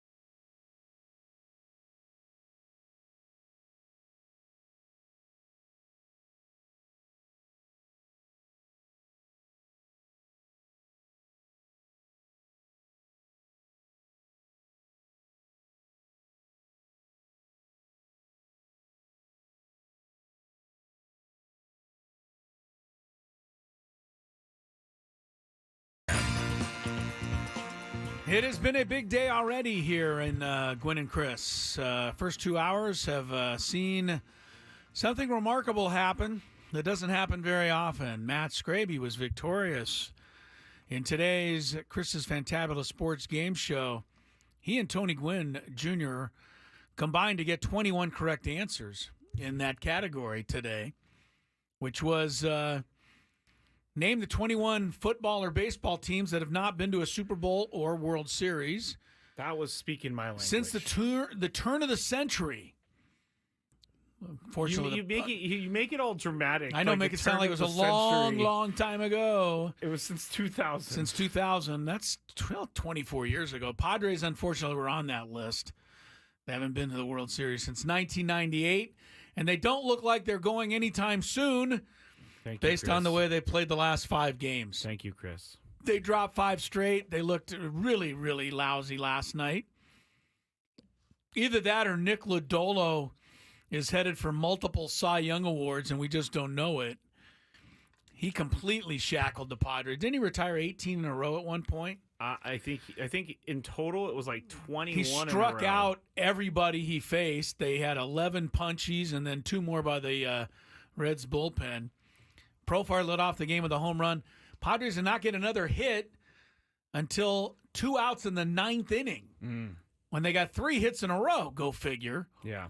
But came up a buck short. 5-2 was the final last night. Tonight it's up to Yu Darvish to pitch, and it's up to Machado, Tatis, and Bogarts to break out of their early season slumbers.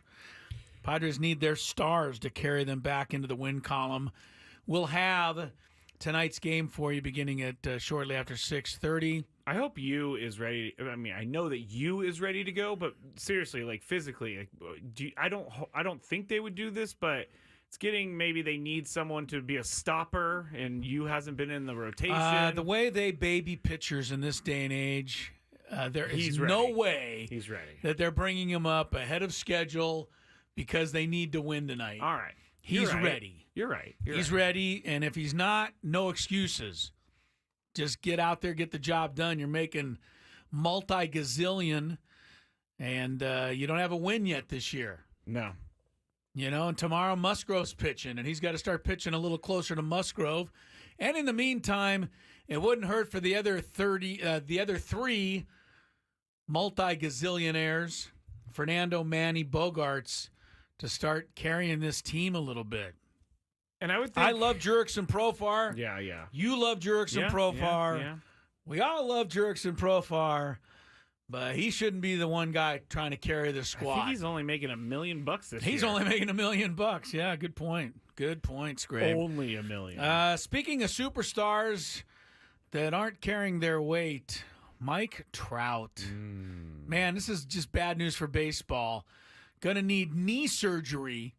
Will be out an unspecified length of time. We looked it up. Meniscus surgery repair, normally 2 to 3 months. And as we said with Trout, that means a closer to 3. Because Trout's not a quick healer. He never has been. I don't think it's going to start you're now. His doctor? You studied his charts? No, I've just studied him in the past. He's, if he's due to come back in August, he always comes back in September. This is true. We have gone back and looked at these things. Well, yeah, I'm just going by history. I hope Trout's back sooner, but that's just bad news to see him go down. The Lakers went down last night in Game 5 of the NBA's Western Conference playoffs. Jamal Murray, second time in a 5-game series, hits the game-winning shot. An off-balance leaning jumper to knock off the Lake Show in a gentleman's sweep, 5 games for Denver to move on. I think that Denver-Minnesota series is going to be really good, though, because I am enamored now with Anthony Edwards. Yeah, this guy great. can play. He's awesome. He is going to challenge the Nuggets. The Nuggets. The Nuggets? The Nuggets. I like the Nuggets. You like the Nuggets? Get yourself some chicken nuggets. Ooh, those sound good. Oh, I know. It sounds delicious and nutritious. Man. I got roasted yesterday because I said I put a hot dog on or ketchup on a hot dog on Twitter. I didn't think that was that big of a deal. That's roast-worthy. Roast-worthy. I believe ketchup on a hot dog, that should end when you're 9 years old. You should graduate to mustard and relish and onions. Can you stop telling me what to do? I'm not telling you what to do. I'm just saying that if you put ketchup on your hot dog, you're normally 9 years old. I don't mind mustard only, but when I went to get my toppings on Saturday, the mustard was gone, the relish was gone. Some kid was spraying the ketchup all over the ground. So I'm serious. His dad was like, is something always happen to you? Yeah. Like wherever you go? Yeah. Is there always an incident of some kind? You've been with me. Weird things happen. It is true. It is true. It is. Like the time Bruce Bochy almost got, arrested for trying to trespass during the winter meetings. Wherever you go. Seriously. Crazy things happen. I am, by the way, last quick note before we get to Chris versus the fans. I am rearranging my busy schedule to get out to the ballpark tonight. Try to help the Padres snap this losing streak. What do you mean? Your busy schedule of I had a big night. TV? I had a big night of TV watching planned. I got to say that Chris actually does. Chris goes out on the town more than I do. We do quite a bit. We go out. Lori and I do a lot of things during the week. But tonight was not a night in which I had anything planned. But now I'm going to go to the ballpark because they need me. All right, let's give away a trip to Las Vegas, or let's at least attempt to. Okay. Play a little Chris versus the fans. What do you say? If you had one shot, one opportunity to take down the human almanac himself, howdy do. Now is your time. Listen to me, this guy is dangerous. Now is your opportunity to win a prize. Well, I hope you know what you're in for. Chris versus the fans starts now on 97.3 The Fan. Oh, man, we got hot dog commentary everywhere now. To that in a minute. I got to tell everybody that you're playing for a chance to win the grand prize. Westgate Las Vegas Resort and Casino. Cool and the Gang. I'm kind of searching for the read because it's not in front of me today. It's, All right, here, I got it. Yeah, you go ahead. Backed by popular demand and after multiple sold-out shows, the legendary funk group Cool and the Gang returns to the stage at Westgate Las Vegas Resort and Casino with their residency through 2024. Get tickets now at Ticketmaster.com. The Westgate Las Vegas Resort and Casino features newly designed premier rooms, part of their $70 million room renovations, home of legendary Vegas fun. You will also have a chance, if you win, to obtain 4-pack of tickets. I didn't know where I was going with that, Chris. 4-pack of tickets to the San Diego Mojo game against the Columbus Fury on May 7th at Viejas Arena. Grab tickets now at provolleyball.com. I got to go see a Mojo game. All right, you're not going to get a chance to win those tickets. You're actually going to win those tickets. Yes, thank you. You get a chance to go to Las Vegas. Yes. You actually get the 4-pack of tickets. Correct. To see Mojo volleyball. Yes, correct. By the way, let's see if we can catch up with Carrie Walsh again. Okay, I know the of person. the Mojo. I know the person. I'd like to know how well they do and how things are coming along. I really enjoyed having her on the show. All right. A few months ago. Let's get to today's game. Yeah. What do you say? Oh, and if you're a first-time player. Oh, did you give the? You didn't even really give the rules. I'm all over the place right now. You're all over. You have to make it through 3 questions. Each question will get more difficult. If you get the question right, you move on. If you get it wrong and Chris gets it right, you're eliminated. But if Chris gets it wrong, then you move on to the next question or you win. If you're a first-time player, let us know before the first question, and you will get that question for free today. All right, let's go to our first contestant, Mark. Hello, Mark. How are you? Howdy do. Howdy do. Are you ready to play? I am. All right, here we go. Question number 1. When a baseball bounces over the outfield wall, what is the result of the play? Ground rule double. Ground rule double is correct. I've always felt, Chris, that the ground rule double rule is flawed. Because the guy who's in front of them on base has to stop at third. If that guy got a double, the guy on third would be home. Yes, and that is why when there's a runner on first, a speedy runner on first, and somebody hits a long fly ball that bounces over the wall, they consider it a bad break for the offense. It is a bad break, so that's why but it's that's flawed. just. I don't know what else you can do. You can't assume that'll make it home. That the guy won't get home. Yeah, so you have to limit it to 2 bases. All right, you've made for all the rules that baseball has, this is not one of the problematic ones. All right. Here we go, Mark. Question number 2. What position was selected most in the first round of the 2024 NFL Draft? Which Position group, yes, position. I don't know if I understand the question, but I'll get by. So, out of all the guys selected in the first round, the most played what position? I'm sorry, say that one more time. There were 32 picks in the first round. Right. Which position was selected the most? Which position? Oh, I see. Quarterback. Quarterback. Stay there. Harsh. Stay there. I did the draft show with you. You did. So you think I would know this? I don't even know this before. I don't either. But the only one that was drafted a lot was tackle. So I'll go with that. What kind of tackle? Offensive tackle. Sorry about that, Mark. Sorry, Mark. Yes. Bad break. Yes. Yeah, I mean, Most in the draft. When I sink my teeth into a draft, I don't mess around. Actually, I do mess around. I was gonna say that's what made the draft coverage fun last week. Yes, remember when we did the whole T-Rex arms bit? I do. That poor kid from Arizona, Jordan. I can't. He got taken by the Packers. He did. 25th, I think. 25th pick. Short but he arms. has short arms. He's got short arms. Skraby played the T-Rex sounder, and I just about lost it. Well, that's true. All right, let's go to our next contestant. Let's go to Robert in Vista. Robert, are you there? Mr. Ella, you sound very moody today. Oh, me? He is kind of moody. Thanks well, I'm for just noticing. trying to get the Padres fired up a little bit. Yeah. Unsung hero tonight. Watch. Wait, who? Chris?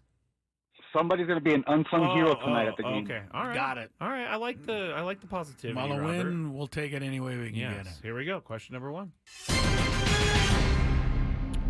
Who is the highest batting average on the Padres right now? Merrill? Oh no, I thought Robert was going to know that.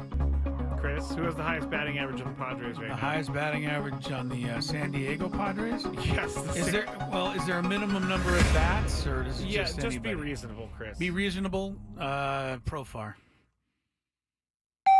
Profar is the only guy really Robert. getting it done. Merrill's doing okay, but He's I said, he's in second. You can't just have those two guys carrying you. I mean, please, Manny. Hello, Fernando. Yes. Bogarts, I don't even want to get started. But I've spent, it seems like half of my adult life defending Xander Bogaerts. That's true. You know what I mean? See, the least he could do is, back me up tonight with a couple of dingers. The last time I did a Skraby show, I did this whole segment on why Xander Bogaerts is going to be okay. By the way, this was 2 weeks ago, everybody. And I put it up on my YouTube, and guess what, Chris? He's not getting better. So I feel dumb for even going through that whole thing.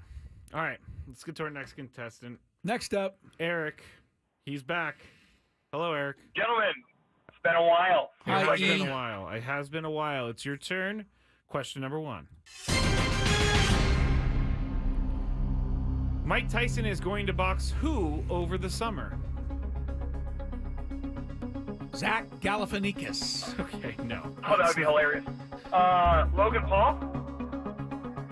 Oh, no! Chris, maybe Chris knows. I don't know. Jake Paul? Oh, I'm sorry, Eric. Sorry. I actually knew that one because I was kind of excited by that bout. Really? Yeah, I want to see Tyson. And I actually want to see him take this guy's head off. I don't know if he can do it. He's not I didn't going say to. he would. I just would like to see it. You know what's going to happen is it's going to be a bunch of dancing around.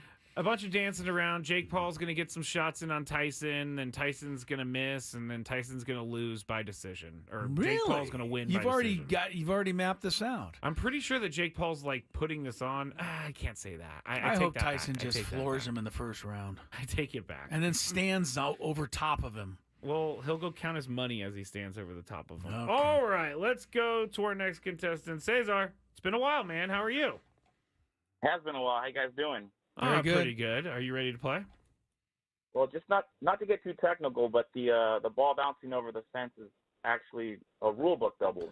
Oh, okay. Yeah, it's too technical. Cesar's disqualified. It is a rule book double, but where did a ground rule double come from then? Yeah, I don't know. I think we just say that. Got lost in translation. Because we it hits just the kinda say ground that. and okay. Yeah. All right, Cesar, here we go. Question Well, they go over the ground rules before the game. number 1. Where do the Baltimore Orioles play? What stadium? Where do they play? Yeah, what stadium do they play in? What's the name? Camden Yard. Camden Yard. It's Yard, right? Very good. Camden Yards. I think it'll work either way. Okay. Here we go. Question number 2. Coming into today, what team has lost the most games in a row in baseball? The White Sox? Or coming into today or for the season? Coming into today. Most games in a row.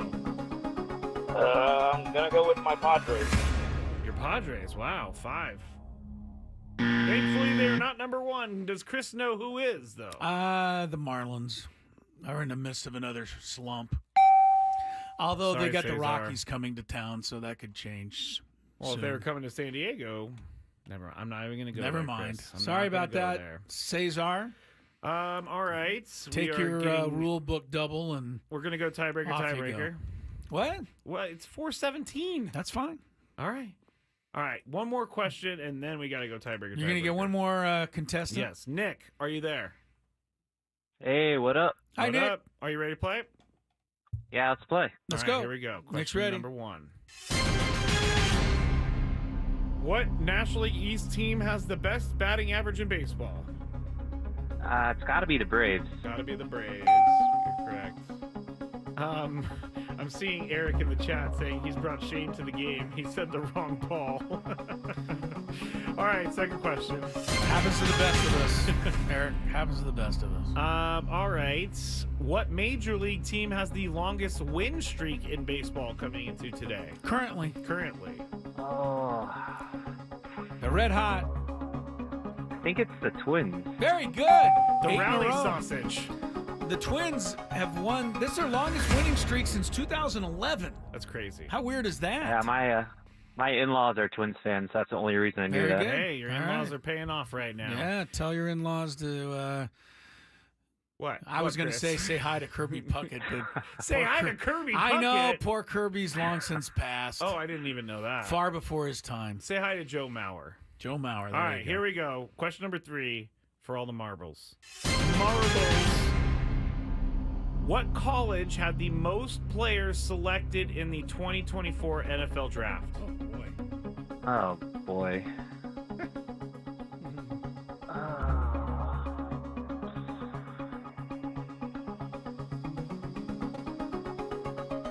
I'm going to go with Georgia.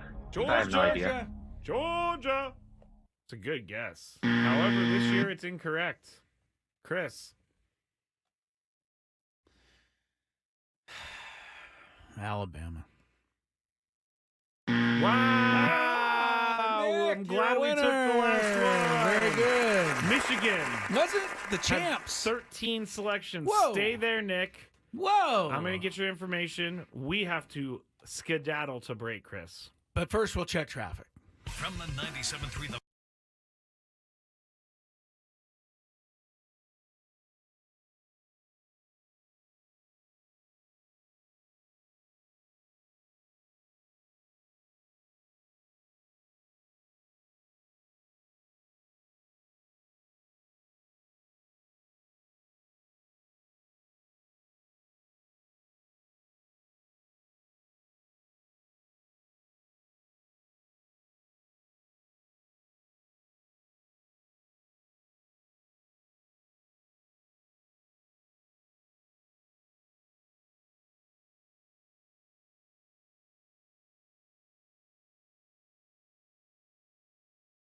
Hey, it's Skraby here for SD Fat Loss, and I lost 40 pounds thanks to SD Fat Loss in their program. And last week, I had a listener come into studio, and they did the SD Fat Loss program as well. And I asked them about what they did, and they told me basically the same things that I've been doing, which was to learn how to eat healthier, learn how much to eat, learn what to eat. We were both happy there was no prepackaged meals. We were also happy that we are now on the path of keeping the weight off and keeping it off long term. They also lost 40 pounds thanks to SD Fat Loss. And he even said he was skeptical, just like me. And those are just 2 stories out of many stories of how SD fat loss has helped a lot of people. And right now, if you call them and you mention my name, Skraby, you can get $200 off. So take advantage of the free consultation. Call 858-665-3211 or go to sdfatloss.com.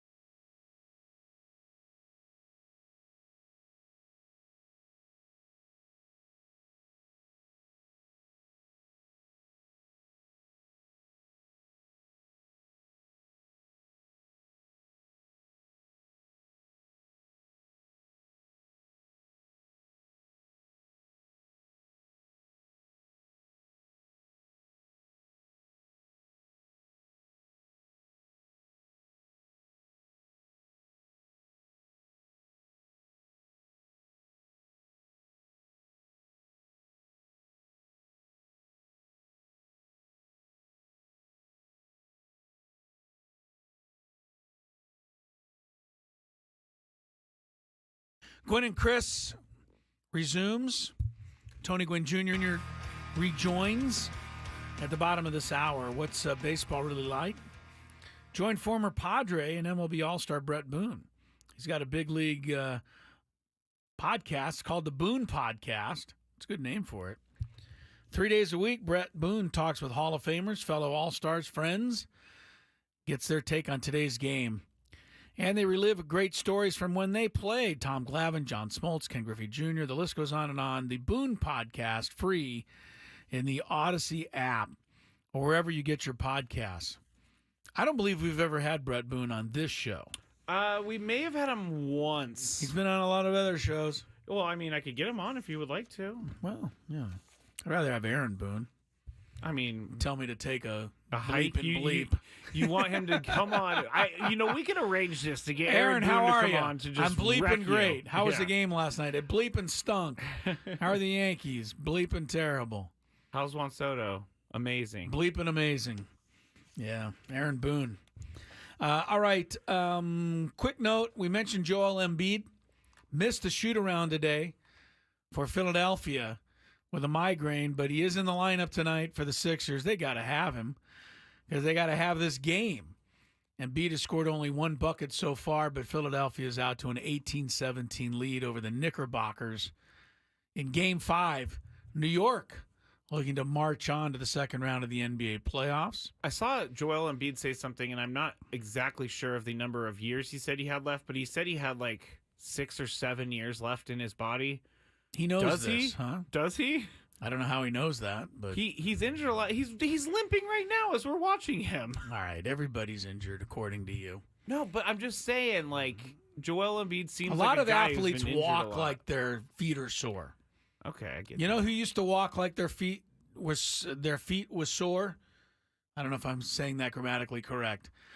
But a guy that was famous for walking like he looked like he couldn't take another step was one Anthony Keith Gwynn Sr.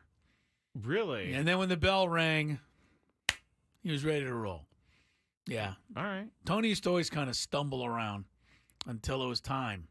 By the way, you have to go to the game tomorrow if they win tonight, the chat says. All right. So just I can do that. all right. Kawhi Leonard won't play for the Clippers against Dallas in Game 5, and the injuries continue to mount in the NBA playoffs. Tonight, later on, Orlando at Cleveland, Game 5.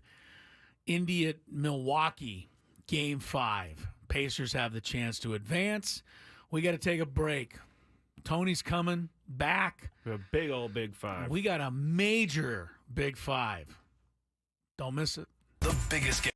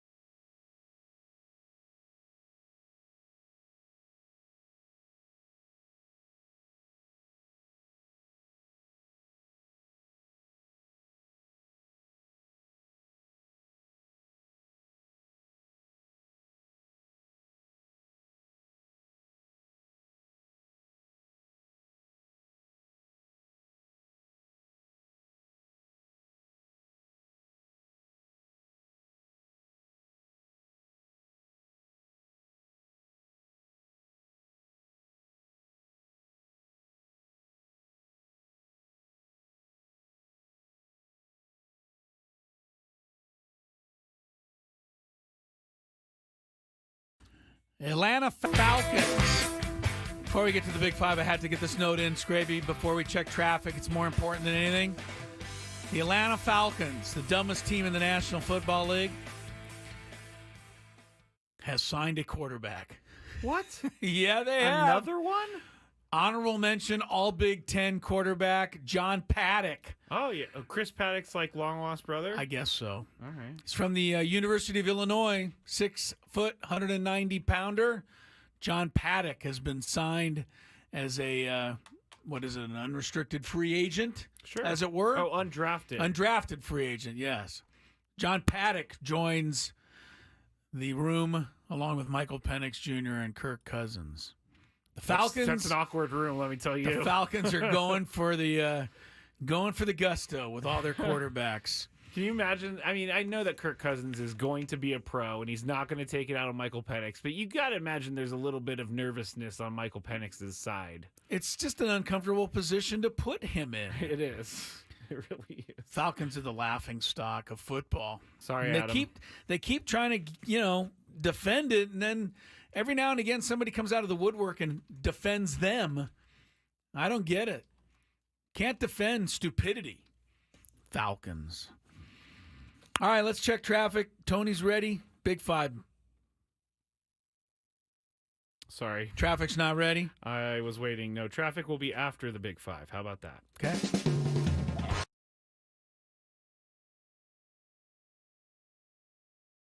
Questions are brought to light. Stop what you're doing and listen. These news stories will astound and amaze you. The one, the only. Oh my God, who the hell cares? The Big Five starts now on 97.3 The Fan. I wish everybody could have seen Chris's face. He's never done this in the history of this Open, but when he said astound and amaze, Chris's face went to amazement. I don't know why it took him 2.5 years to have amazement. I don't know why you're amazed at my amazement. Because it was just funny. It's like this has been the Open forever. Anyway, I'm just trying to have fun, Chris. It's been a terrible couple days. Yeah, I'm about to say, he's had a bad morning. His rants this morning and our group texts have been... I knew he was having a bad day. I've been putting up with him since 1 o'clock today. Yes. I understand. I know. I'm going to get over it, but I'm not going to talk about the Padres in this Big Five so we can, get a little reprieve from that. But I am going to talk about number 5, the Aztecs basketball team. We talked yesterday about Micah Parrish entering the transfer portal, and just like yesterday, the number 5 topic is going to be about a tweet. Micah Parrish tweeted yesterday, I believe. Yes. All the fans who think they know what's going on with the team and players should be the main ones donating to the Mesa Foundation as much as they can. Truth be told, you guys are wrong about a lot and talk bad on college kids on the internet for your own entertainment. Be better, is what he tweeted. Tony, was Micah Parrish out of line for tweeting this? I can't say. I don't know what he was responding to. Just all the rumors going around the program right now and listen, NIL and blah, I think blah, in the blah. world we live in now, I think it's okay for people to, kind of go off about those type of things. Because we know, we see it all the time. It's not just in college, like in all realms. If we don't know something, we just start making stuff up. That is just how this thing works. And so I'm sure when you're in it and you kind of get out there and you're reading some of this stuff and you're thinking about how ridiculous some of it is, I'm okay with a one-off response like this from him. The fact of the matter is, in the college sports world we live in now, these kids are getting paid for their name and likeness. And, however you may feel about it, that is the name of the ball game right now. And it sounds like, and this isn't the first time I heard it, in terms of, my San Diego State, it's not as big of pulling in from the donors, that, have the money to do it or have decided not to do it for whatever the reasons are. And that is starting, I'm afraid, to erode what has been built up in that basketball program. Yes, Chris, do you think Micah Parrish was out of line tweeting this? I'd rather him just exit quietly Stage left. Yeah, but I can understand it. Look, I mean, the Aztecs basketball program in the last month has lost Micah Parrish, Lamont Butler, and now it looks like pretty soon they'll lose Elijah Saunders. So, why is this happening? Do these kids really not want to play in San Diego? No, I doubt that's the case. Do these kids really have a problem with the program or the direction it's taking or the success it's having? No, I don't think that's the problem. Do they dislike the fans and the people who come out and go crazy at Viejas Arena? No, I don't think they're missing that. So what are they missing? The paycheck that goes along with playing at Ohio State and, in Lamont Butler's case, Kentucky, and wherever it is that Elijah Saunders goes, last year, Keyshawn Johnson. San Diego State wants to be the big boys. Somehow, Brian Dutcher has managed to keep them among the big boys despite all of the challenges that this program faces. This challenge may be something that even he can't overcome. Yeah. And that's the problem. And I think that's what Micah Parrish is trying to say here. Your support of the program is fantastic, but it now has to be monetary support because we can't keep up. I don't think anybody can blame Lamont Butler for taking what is reported to be around $400,000 to go play at Kentucky. Or I think it was Parrish was $400,000 at Ohio State. Whatever it is, Keyshawn Johnson was six figures too. So, this is a once-in-a-lifetime opportunity for these kids to cash in, and that's why San Diego State is, going to have to get with it. They're going to have to find a way to get money into this program to keep these kids so they can stay competitive on the floor. That's what we know for a fact that Lamont Butler basically left because he got more NIL there. Parrish is basically insinuating that is part of the issue. Sure. I think it's starting to become pretty obvious in terms of the basketball program and why we've all of a sudden started. And I'm so glad you pointed out the fact that it ain't any of those things that you mentioned. It's none of those. Right. It's not the coach. It's not the fan base. It's not the arena. It's not, any of that. It's simply because. And here's the other part that I think it mentioned. For a long time, the narrative around the college athletes, right? The guys who go to the league would be great. You don't have to worry about that. But there's like that second tier that isn't quite good enough to be in the NBA or stick in the NBA. This may be their biggest payday in Micah Parrish and Lamont Butler. Yeah, where else is he going to make that kind of money? Right, and so you can't fault. As it pains me to see both of them leave, you can't fault them for taking the biggest payday that they may have in their life. Yeah, you can't buy a house with nice weather. You can buy a house with the bag. You want to buy a house in nice weather, right? But you need the bag to afford the house. Even Chris says it better than I do. I love it. All right, guys, I lied about no Padres questions. I forgot about number 4, but it's not actually a Padres topic about their play on the field. It's about Chris's favorite guy in the entire universe, MLB Network's Brian Kenny. He hates the Padres for some reason, and he is hell-bent on saying the Padres should trade everyone and start over. Today, he posed a question about Fernando and whether or not his contract is tradable. Then he did a whole breakdown on Fernando's stats pre-suspension and post-suspension, sort of hinting he was only good before he was using performance enhancers.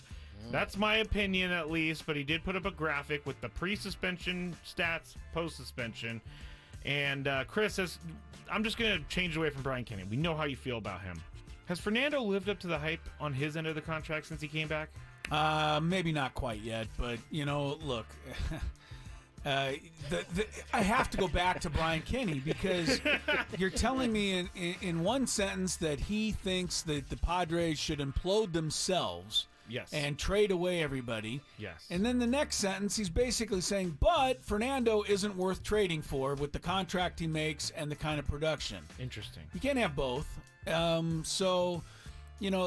believe right now that the Padres are in need, and we talked about it earlier in the show anyway, they are in need of their superstar players, Fernando, Machado, Bogarts. Those three, above all else, have got to start really helping carry this ball club. Superstar's got a superstar. And, they do. And so, yeah, Fernando has, his numbers were down a little bit last year in terms of his OPS compared to his career.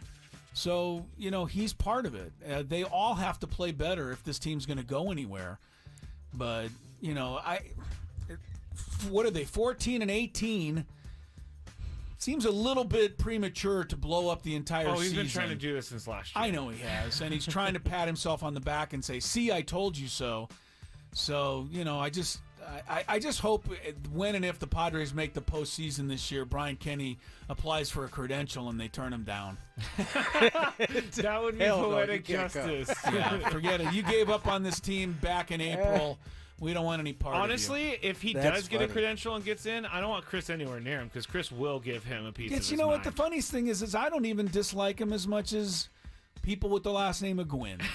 So, this is a shared dislike. Well, let me take Tony and Brian Kenny out of the equation, or Brian Kenny out of it. For Tony, man, I could speak. Has Fernando lived up to his end of the contract since he came back? To this point, no. I think that's a fair assessment. And, he just hasn't lived up to it at this point. I think he will, though. I think this year's going to get better. And I don't know that it's bad. It's going to get better as they get going into the season. Now, I think Chris is we talked about it earlier, as he said, but this right now is starting to boil down to, as you just eloquently said, Skraby, the superstar. Right? They got a superstar. They're just gonna have that's you can have, because when you think about it, obviously the starting pitching hasn't been good this go around of starters.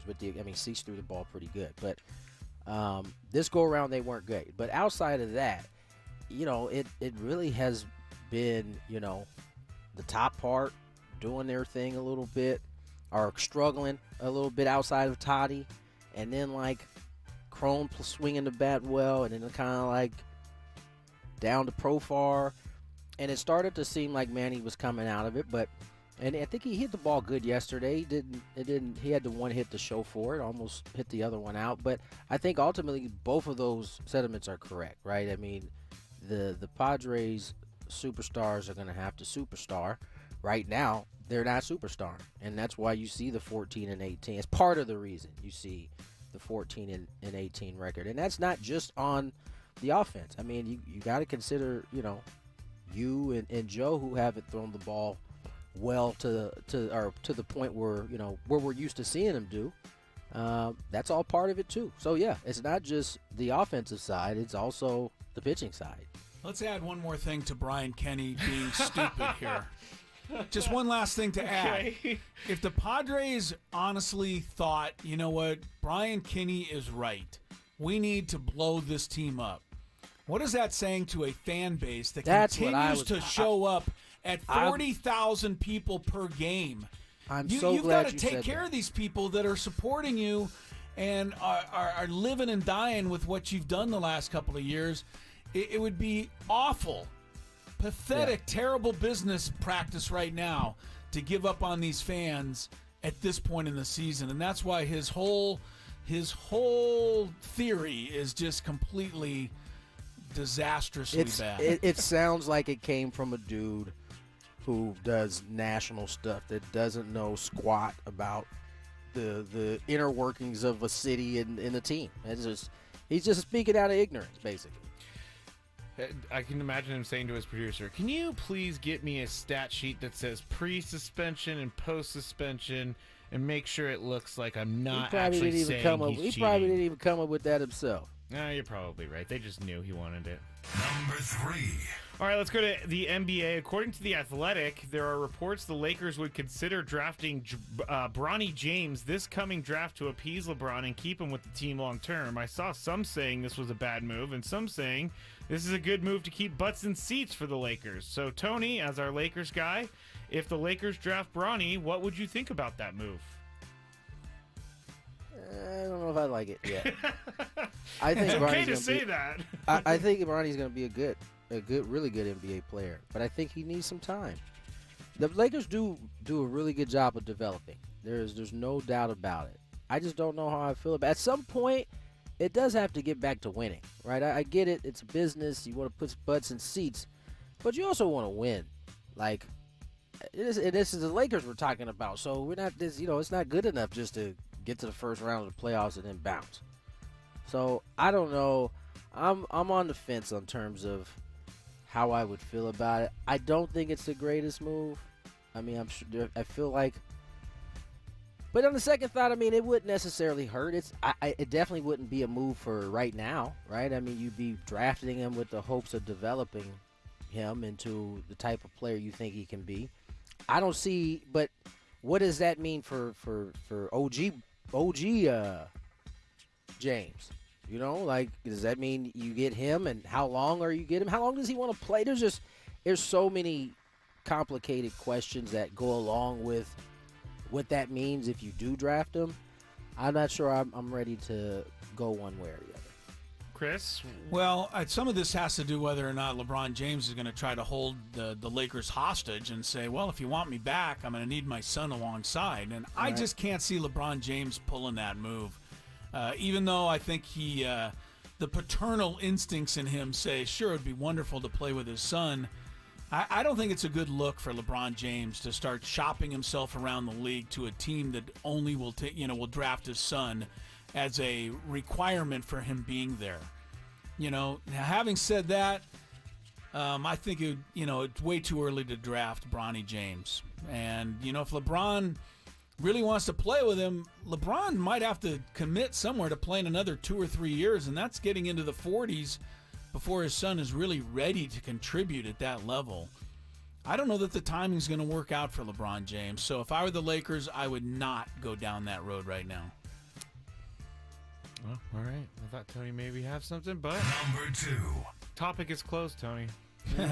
Future Pro Football Hall of Fame running back Frank Gore was disappointed for his son Frank Gore Jr. after his name wasn't called during the 2024 NFL Draft, but shortly after Round 7 concluded, Frank Gore Sr. was fired up because his son, a running back from Southern Miss, signed with the Bills as an undrafted free agent. He told NFL insider Josina Anderson, "We're going to Buffalo, man, to do our thing. Tell them they better be ready. Trust me, I know what I'm raising. Folks slept on my son. They slept on me too. They'll see. My bloodline is for real. Our pre-draft testing was identical. All the scouts were like, you could tell that's my son. I expletive with Brandon Beane. He's the real deal. I'm happy to get my son to this point. We're coming to play." And I wish this was Frank Gore actually saying it, but he just said it in print. Chris, do you take pedigree into account when thinking about drafting a player? I don't. I don't know that the apple does, falls like far Jerry from Rice's son too was drafted. And what happened to him? He went to the Chargers. He just got drafted. Yeah, he just got drafted. Just got picked up? This last draft. Sometimes it works, sometimes it doesn't. I think it's just as much of a crapshoot as drafting somebody who doesn't have bloodlines. I don't know that bloodlines has ever been a guarantee of success. I'm certainly not surprised to hear Frank Gore talk about his own son and say how great he is. So that's nice. And if he's right, then, the Bills are on their way back to the Super Bowl finally. But because of Frank Gore Jr.? I guess. I mean, if he's going to be Frank Gore, that would be great. Tony Gwynn Jr. will tell you the bloodline can take you so far, but even Tony Gwynn Jr. couldn't hit like Tony Gwynn. I don't look at it, to answer your question. All right. I think it sounds good, but I don't think it means all that much. Well, we have a unique position here on Yes, we do. Gwynn and Chris, because we have someone who was drafted into a professional sport. Yes, but not because of his No, dad's that's name. not what I'm saying. So I'm asking Tony, do you take pedigree into account when thinking about drafting a player? If pedigree is bloodline, then, of course. So absolutely. Let me ask you this. This is a different question for you. Do you think teams looked at your last name and considered you more so than others? I don't think they considered me more so, but they knew that, just based, especially in baseball history, that it was likely once they saw the actual skill, the other intangibles that come with it was going to be an advantage. And I think I know for a fact that, at least in baseball, they 100% check their bloodlines in terms of if their father or if they had a brother or somebody who's in the league, because oftentimes they don't have to necessarily be. You can think about brothers that have played in the league. Their parents necessarily weren't in the league. True. But those, I know scouts have certainly said that they check bloodlines and they consider it, I should say. So, yeah, I would say yes. All right, I think Frank Gore Jr. is going to be great. I've seen him play. He looks exactly like his dad. Here's the deal: even if he doesn't become Frank Gore, the guy is going to have a chance to get to the actual NFL. So I mean, that's a thing. Yeah, that is a thing. And the intangibles are interesting because intangibles, like, you grew up around a clubhouse, and Frank Gore Jr. grew up around a training camp or a practice facility. So he kind of give me other than off the top of my head, Griffey and Bonds, bloodlines, all of the Boones, Gwynns, Fielders, Tatis. Most of the kids are better than the dads. The Upton brothers. Oh yeah, the Upton brothers, the Roger brothers. Roger brothers. Rogers, what was the? Lighters. Oh, I mean, there's just Weathers. There's a lot. I'm missing Chris some, I'm sure. Okay. I'm sticking with this. I think bloodlines only really matter a lot in horse racing. Thank you for that. Where if you were sired by Secretariat, you have a chance to run fast. Okay. Number 1. But by that logic, you should. I know, that's the same thing. The same logic. I said it works in horse racing. It's less predictable in baseball and football, I think. So most streaming services have an option to pay more for no ads, and also an option to pay less and see ads. Rumors are going around for a while now that Netflix is going to raise prices even more, and they are also going to make the current viewing experience with no ads anywhere a premium tier service. So Tony, how much are you willing to pay for Netflix with no ads? Ooh. Netflix, I don't know that I have ads. I've never seen an ad on Netflix. There's a new level, like there's 3 levels. Like there's a standard level, there's a medium level, and then there's a premium level. And this, right now, the medium level is what most of us have. And they're going to make that the standard. When did that happen? Recently-ish. I haven't seen an ad on Netflix I watch Netflix ever. almost every night. I have yet to see because you guys pay to not about. See them. But we didn't change anything. We got the exactly. Unless they raised moved it your to price and just said you can cancel if you want, or you can go down a service and get ads. Yeah. I'm gonna go try to sign up for Netflix right now. Well, this seems like another one of these out of deep left field questions that you've come up with. No, it's not at all. Is this number 1? Yes, this is our so number 1. So how much would I pay for ads is basically the question. Let's see. Okay, so choose your plan. The standard with ads is $6.99 a month. The standard with no ads and only 1080p is $15.49 a month, and then premium with 4K $22.99 a month. I think I might be on the second one. The standard? Yeah, I'm going to stay where I'm at, the second one. You know what? Look, Netflix has us all pretty much over a barrel. They can charge pretty much what That's they why I'm bringing want. it up, Chris. Now, if you want to, not watch the shows on Netflix, then get out. But the whole streaming thing, don't look now. It's taken over. Well, Netflix unfortunately, I can't answer that I would love to DVR through the ads because streaming doesn't allow that to happen, and that's why I'm hoping it'll stay away from sports as long as possible. And I know you keep saying that, too bad. Mm-hmm. And I'm like, I agree with you. It is too bad, but I'm in no hurry to get there. All right. I feel like Chris is next angry time, with me for that I'm question. a little angry for the fact that you came up with these questions. I didn't do anything. No, that's right. You did nothing. You did no research at all on this question before you asked it. Then you had to go back and look up the information. No, because I didn't know that in the middle of the question. I didn't know that you were going to try to gaslight me into believing that there's no ads on Netflix anymore. This is just like yesterday.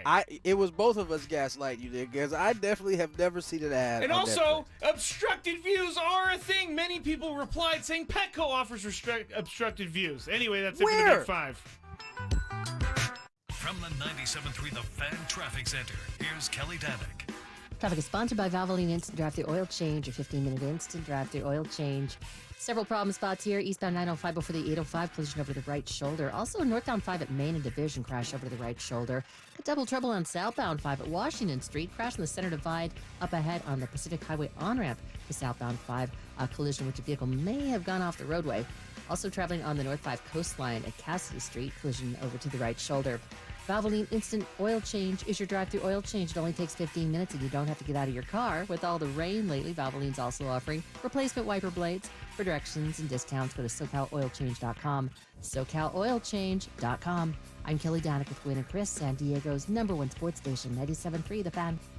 Attention San Diego! Are you ready for a fun, action-packed day with the San Diego Legion?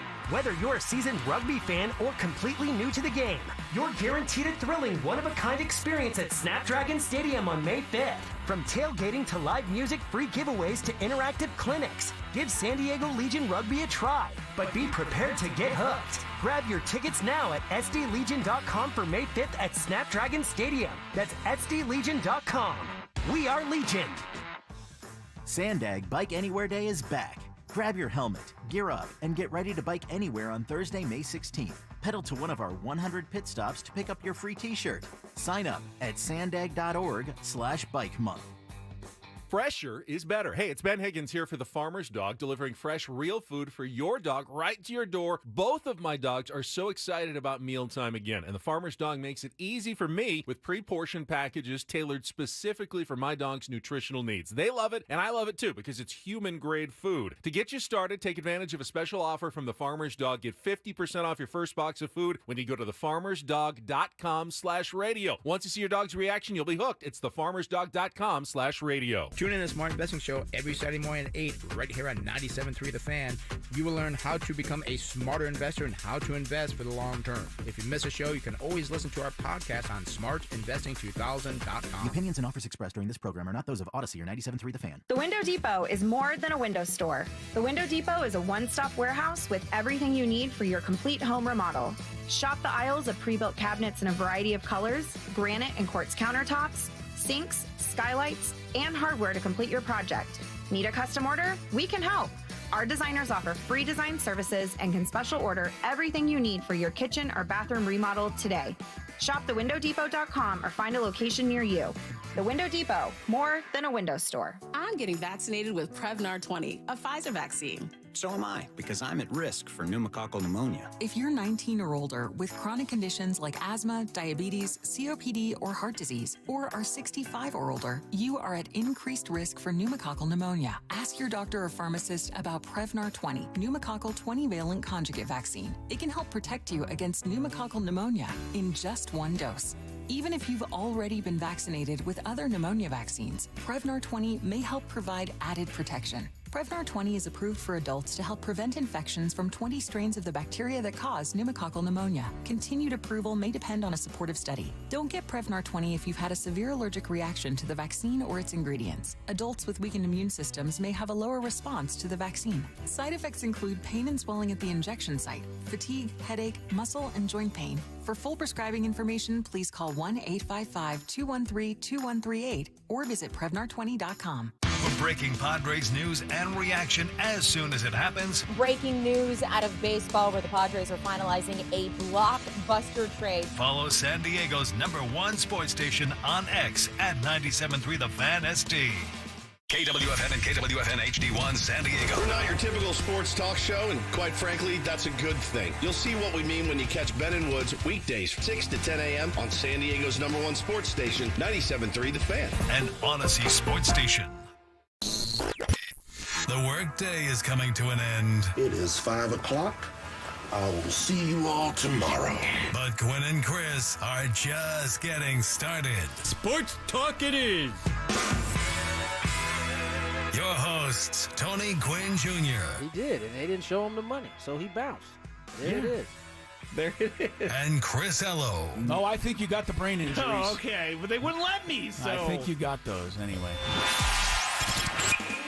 It's time to get you up to speed on all things sports. Yes! Yes! Yes! With plenty of nonsense in between. Oh, look! Here comes our fearless producer! Gwynn and Chris starts right now on 97.3 The Fan. And we kick off the happy hour on what is really not all that happy of a Padre day here. Hour number 4 of Gwynn and Chris.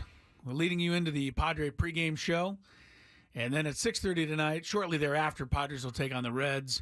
Yu Darvish returns to the mound for San Diego. They could use a big-time outing from Darvish, who's still looking for his first win of this young season. Former Padre Nick Martinez will face the flailing Friars, who are looking to get out of their struggle sauce and put an end to this 5-game losing streak. I said it earlier, I'll say it one last time. You got to count on your big-name guys when you're in trouble. They've got to come through.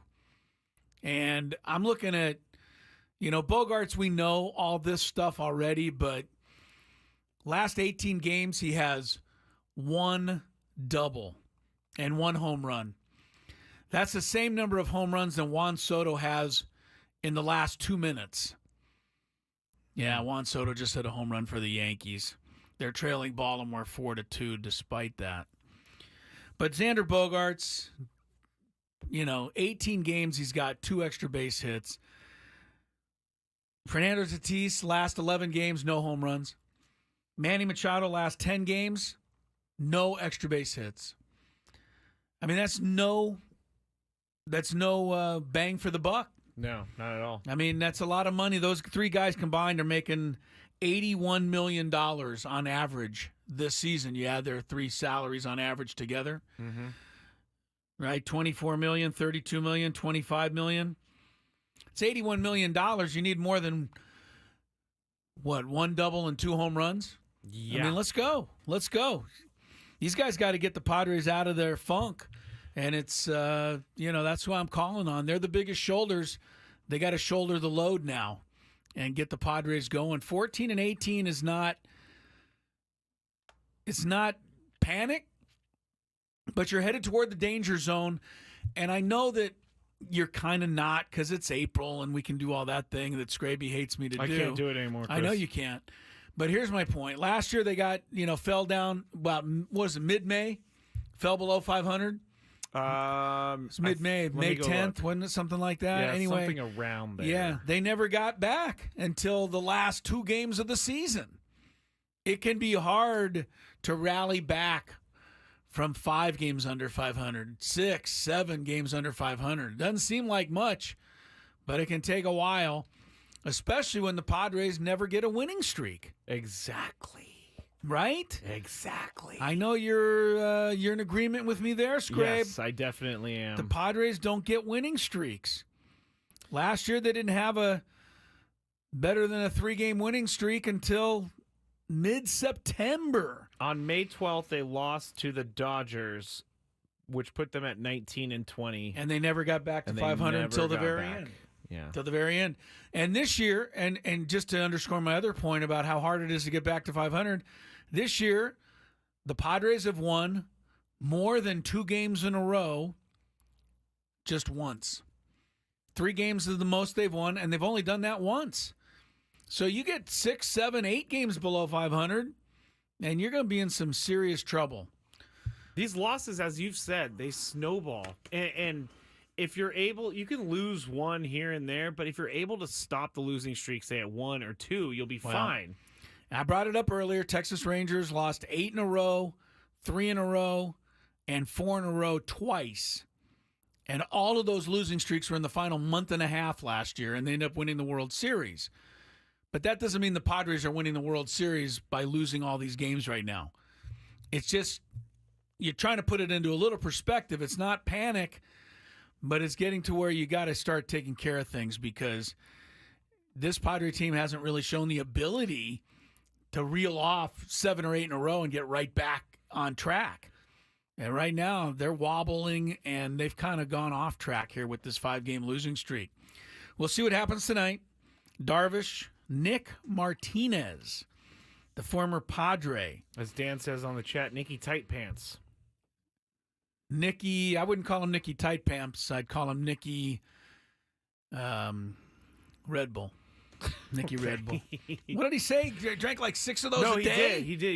He drinks a lot of Red Bull he before he goes out did. and we don't know if he still does, but he did when we interviewed him a couple years ago, and we're like, Nick, man, he said his family was worried about his heart exploding. That's what I was going to say. That can't be good for your heart, your ticker. Yeah.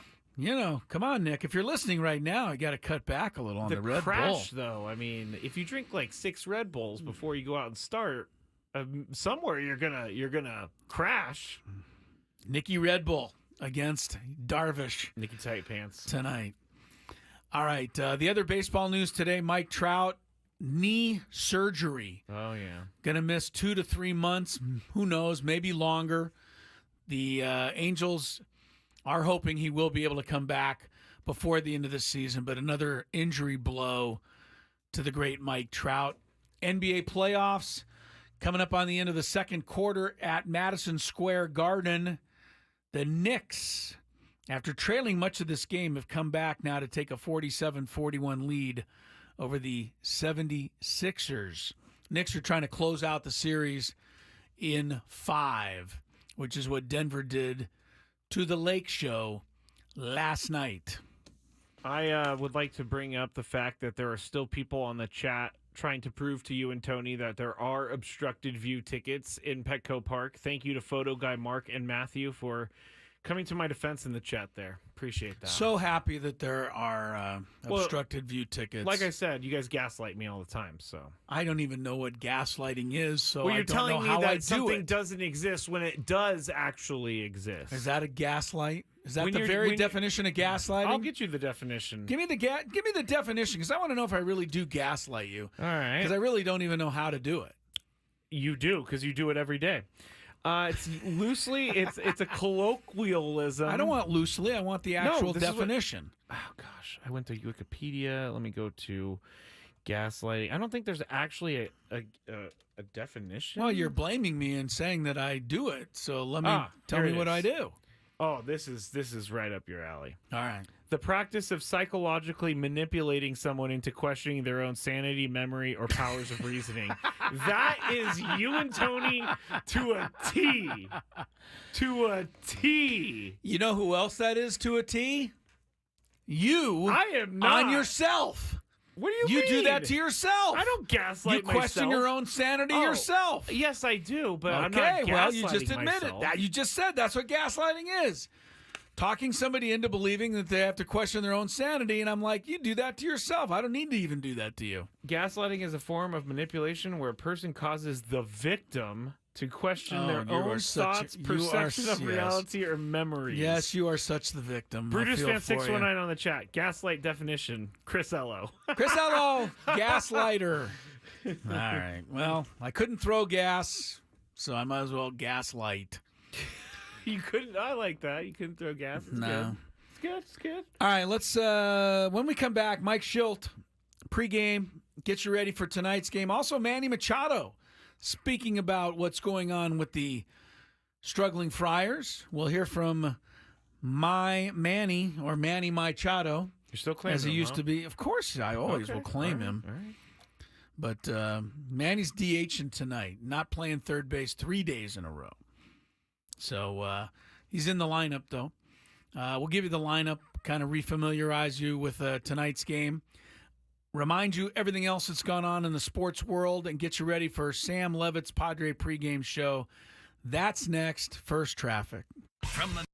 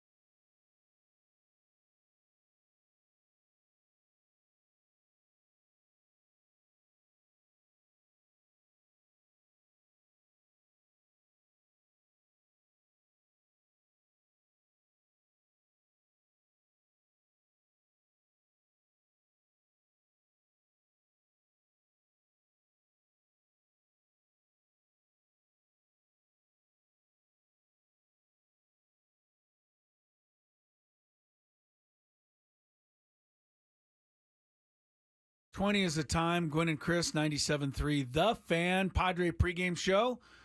Just around the corner. Then Padres and Reds a little bit later on this evening. We'll hear from Mike Schilt in a moment. Also hear from Manny Machado in just a moment. But first, Skraby with a little shout-out. Yes. To Shout out. your brother-in-law here. Yes, my brother-in-law, Andrew. He went. Is this your wife's husband? Your sister's husband? Yes, I hope it's not my wife's husband. That would be terrible. I would be. Well, in a you said very you don't sad have spot. one. Yeah, I don't have a wife. Yes, it's my sister's husband. So Andrew. Yes, Andrew is from Ireland, and he came over here when he was 18. So he's been here for a long time. But he met my sister and everything. What's his surname? Gallagher. Yeah.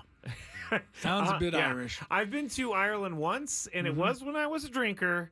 And I got to tell you, I couldn't keep up with them. They don't do anything but drink there. Is that correct? Is Andrew? Andrew doesn't drink anymore either. No, but when we went, we were finding ourselves in a pub at 8 a.m. because the football match was on, and so we started drinking beer at like 8 a.m. every single day. Yeah. But anyway, St. Patrick's Day just passed. Yes, it did. Andrew passed his citizenship test today, and so I wanted to congratulate him on that. I'd be curious. It's difficult. Yeah, I'd be curious if Andrew could send along. I don't know if he's listening to the show. He's not. But next time you talk to him or your sister, I'd be curious, what are some of the questions they ask? Like, who was the first vice president? It's history questions. Stuff like that, stuff that I believe there have been in the past people out there trying to get people to take these citizenship tests, and even Americans can't pass them. So it just shows you how difficult they actually are. Wouldn't surprise me. Let me see if I can find any questions. Our knowledge of American history is not great any longer. No. All right. Well, our short-term knowledge Padres history, unfortunately, is pretty good. Unfortunately, what we remember is not pretty good. They've lost 5 in a row. Mike Schilt decided that today would be a good day for optional batting practice. Yes. Try to shake things up for the Friars. Here is what he had to say about that. So, yeah, we had optional batting practice. We're in the very back end of 13 in a row. And we got a day game tomorrow. So this is a very hardworking, intentional group of how they prepare. And now we're giving them the benefit of showing up, and we're going to get our ground balls, as you can see. And then making sure that guys either want to get their work to get ready for the game in the cage or want to do it on the field. And so that's a pretty normal thing, and it's a trust situation with our guys. All right. I don't really have any issues with it. I didn't. Oh, I have no issues with it. I didn't realize I had forgotten that the Padres were in the midst or the very end of a long stretch where they haven't had a day off. Yeah. And I'm surprised nobody's brought that up as a possible excuse for their current struggles. No, it's the beginning of the season, Chris. Okay. All teams have to do it, too. Yes, no, I do. I know what I was going to say is it's not a very good excuse, because if you can't play well at the tail end of 13 games in a row, then you're going to have a bad season, because teams play 13 games in a row all the time. Padres do have an off day on Thursday. They cannot wait until Thursday to break out of this slump. They got to do it tonight. Urgency, fellas, urgency. Manny Machado spoke to the media today, or spoke to our Sam Levitt, one or the other or both. Mm-hmm. Yeah, he spoke to everybody, yes. What did Manny have to say about a lot? A whole bunch of things. Let's hear him. Tonight, and Nick Martinez, what was it like? What was your impression of him as a teammate when you had him here for 2 years? He was awesome. He's a guy we definitely missed in here. Had a lot of energy, got along with everybody, and definitely a competitor out there on the field. So, he's a guy we definitely miss here. Defensively, how have you felt out there? Because there's been some plays where it looked like you never left. Yeah, feel good. Taking it day by day, and definitely happy to be out there for sure. It's been fun. How do you feel physically after playing a couple of days in a row? How's that process going? Feels good. Feel good. I've been playing now, 30-some games in. Obviously a little bit more intensity, a little bit more on my feet, but overall still feel good. Obviously it's a matter of building up my tolerance. But yeah, I mean, overall, feel great. Mike last night said he did not think there was a hangover effect from the Colorado game. What do you think is, the impact of that game, if there is any, for this streak? Yeah, I mean, it's you got to turn the page, obviously, and it hasn't really been going too well for us this homestand. I think we've been doing a lot of good things overall, but just haven't caught a good break, haven't hit with runners in scoring position as good as we can. But overall, we've got to stay with the process, trust the process, continue getting better every single day. And I think obviously we're not in a good funk right now, but the guys come in here, they try to get their work in every single day, and I think if we continue doing that in the long haul, over a long period of time, things will kind of even out. But yeah, I mean, it's definitely it's not a good homestand for sure. What kind of boost is it to get Darvish back? Darvish, yeah, I mean, huge. I mean, just having him healthy. I mean, I think that's the biggest thing is, have him healthy, and if he can stay healthy all year, obviously getting him, 15 days off to kind of like regroup and, get right is huge. So, having him tonight go up there, we couldn't ask for a better man to, get us back on track. Well, I agree with that, Manny. Manny Machado right there ahead of tonight's game. I got to tell you one thing, Skrabe. What? Where, I don't always agree with you. As a matter of fact, I rarely agree with you. Yeah. But one thing, one thing you said earlier today was that, it's sounding like we're going down the same path as last year. And I, for once, am going to just agree with you because I've heard so many interviews just like that with Manny Machado over time. And I'm kind of starting to get used to what he says. And I must tell you that Manny Machado often says the following: we need to trust the process. I've heard him say that dozens of times, most of the time last year. And I've heard him and me say that things will even out. Now, first of all, it kind of did even out last year, but it was too late, right? By the time it did, they ended up missing the playoffs by 2 games. Trusting the process is fair. But I would love, and I think you would love, just one time, and maybe that's not in Manny's personality or, any of these guys' personality necessarily, but say, you know what? We stink right now. We gotta play better and win a couple of ball games. I know that's not a baseball player's. He said they've had a terrible homestand. They've done some good things, but I don't. When we're talking about trust the process and stuff, I kind of think Manny and the players need to believe that because Manny's been around for a long time and trusting the process has worked for him. But for us fans, it's hard for us to hear it because we have trusted the process and the process is not working. The process has let us down the last little while here. All right, Padres and Reds pregame. Sammy Levitt shortly, and then 6:35. Darvish, Nick Martinez. Well, back to this whole Manny thing real quick because comments are coming in. I don't want the players to think that this season's already over. I want them to believe that there's a ton of time left. I know, but I want to hear urgency, don't you? Don't you want to hear a little? I'm asking for urgency. I do. I'm not saying give up. I'm saying I want urgency. I say I want, and I know baseball doesn't work this way. If it did, you would just try a little harder and you'd squeeze the dust out of the bat and you'd hit a home run. Yeah. Baseball doesn't work that way. It doesn't. You have to let the game come to you. Yes, you have to relax. You have to trust the process, everything Manny says. But I just want somebody to just go up there and slam one against the fence tonight. Me too. I'm sounding like you now. On the chat, they said scoreboard 1, process 0. I've been hanging out with you too much today.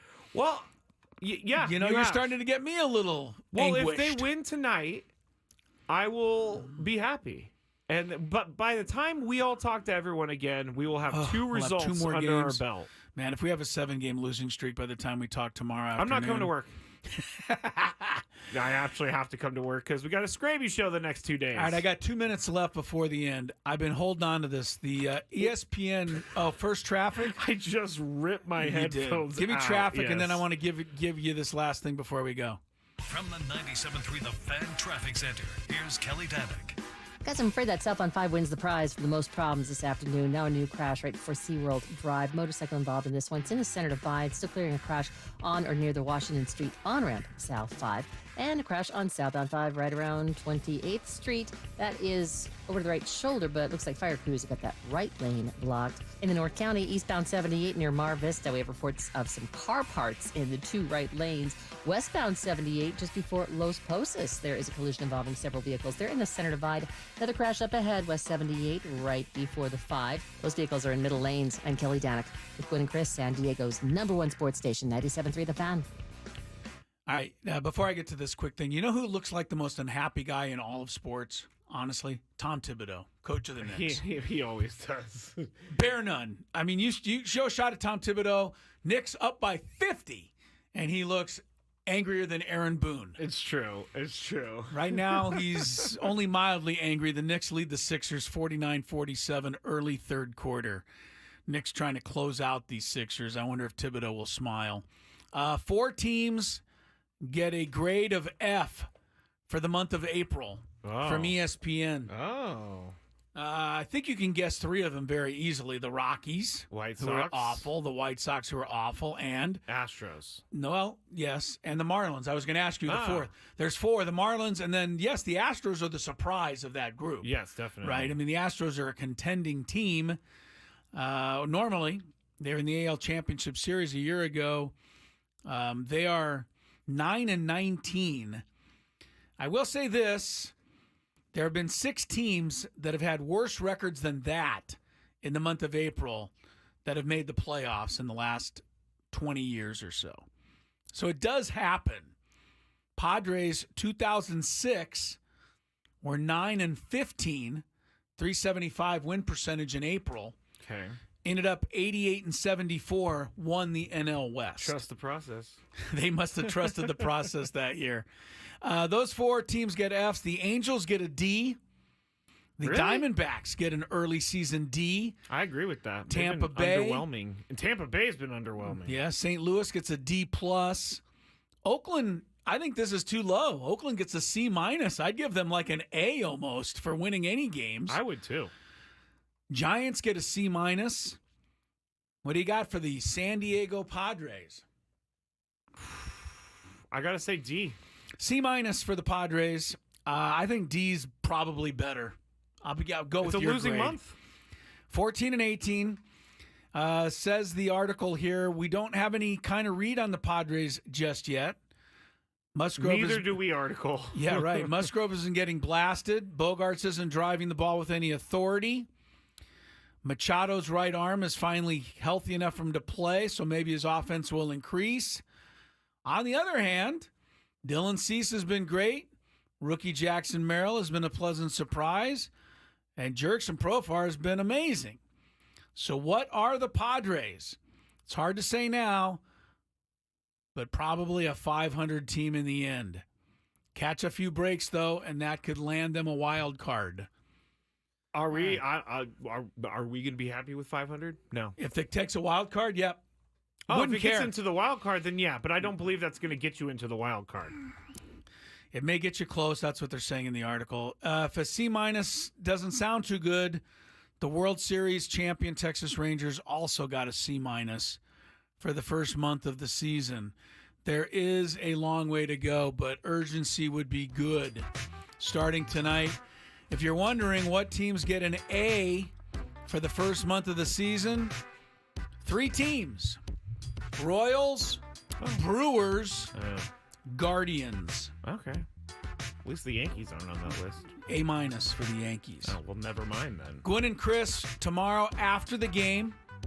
So that means we'll have tonight's game and tomorrow's game to talk about. 2 wins, Chris. I hope so.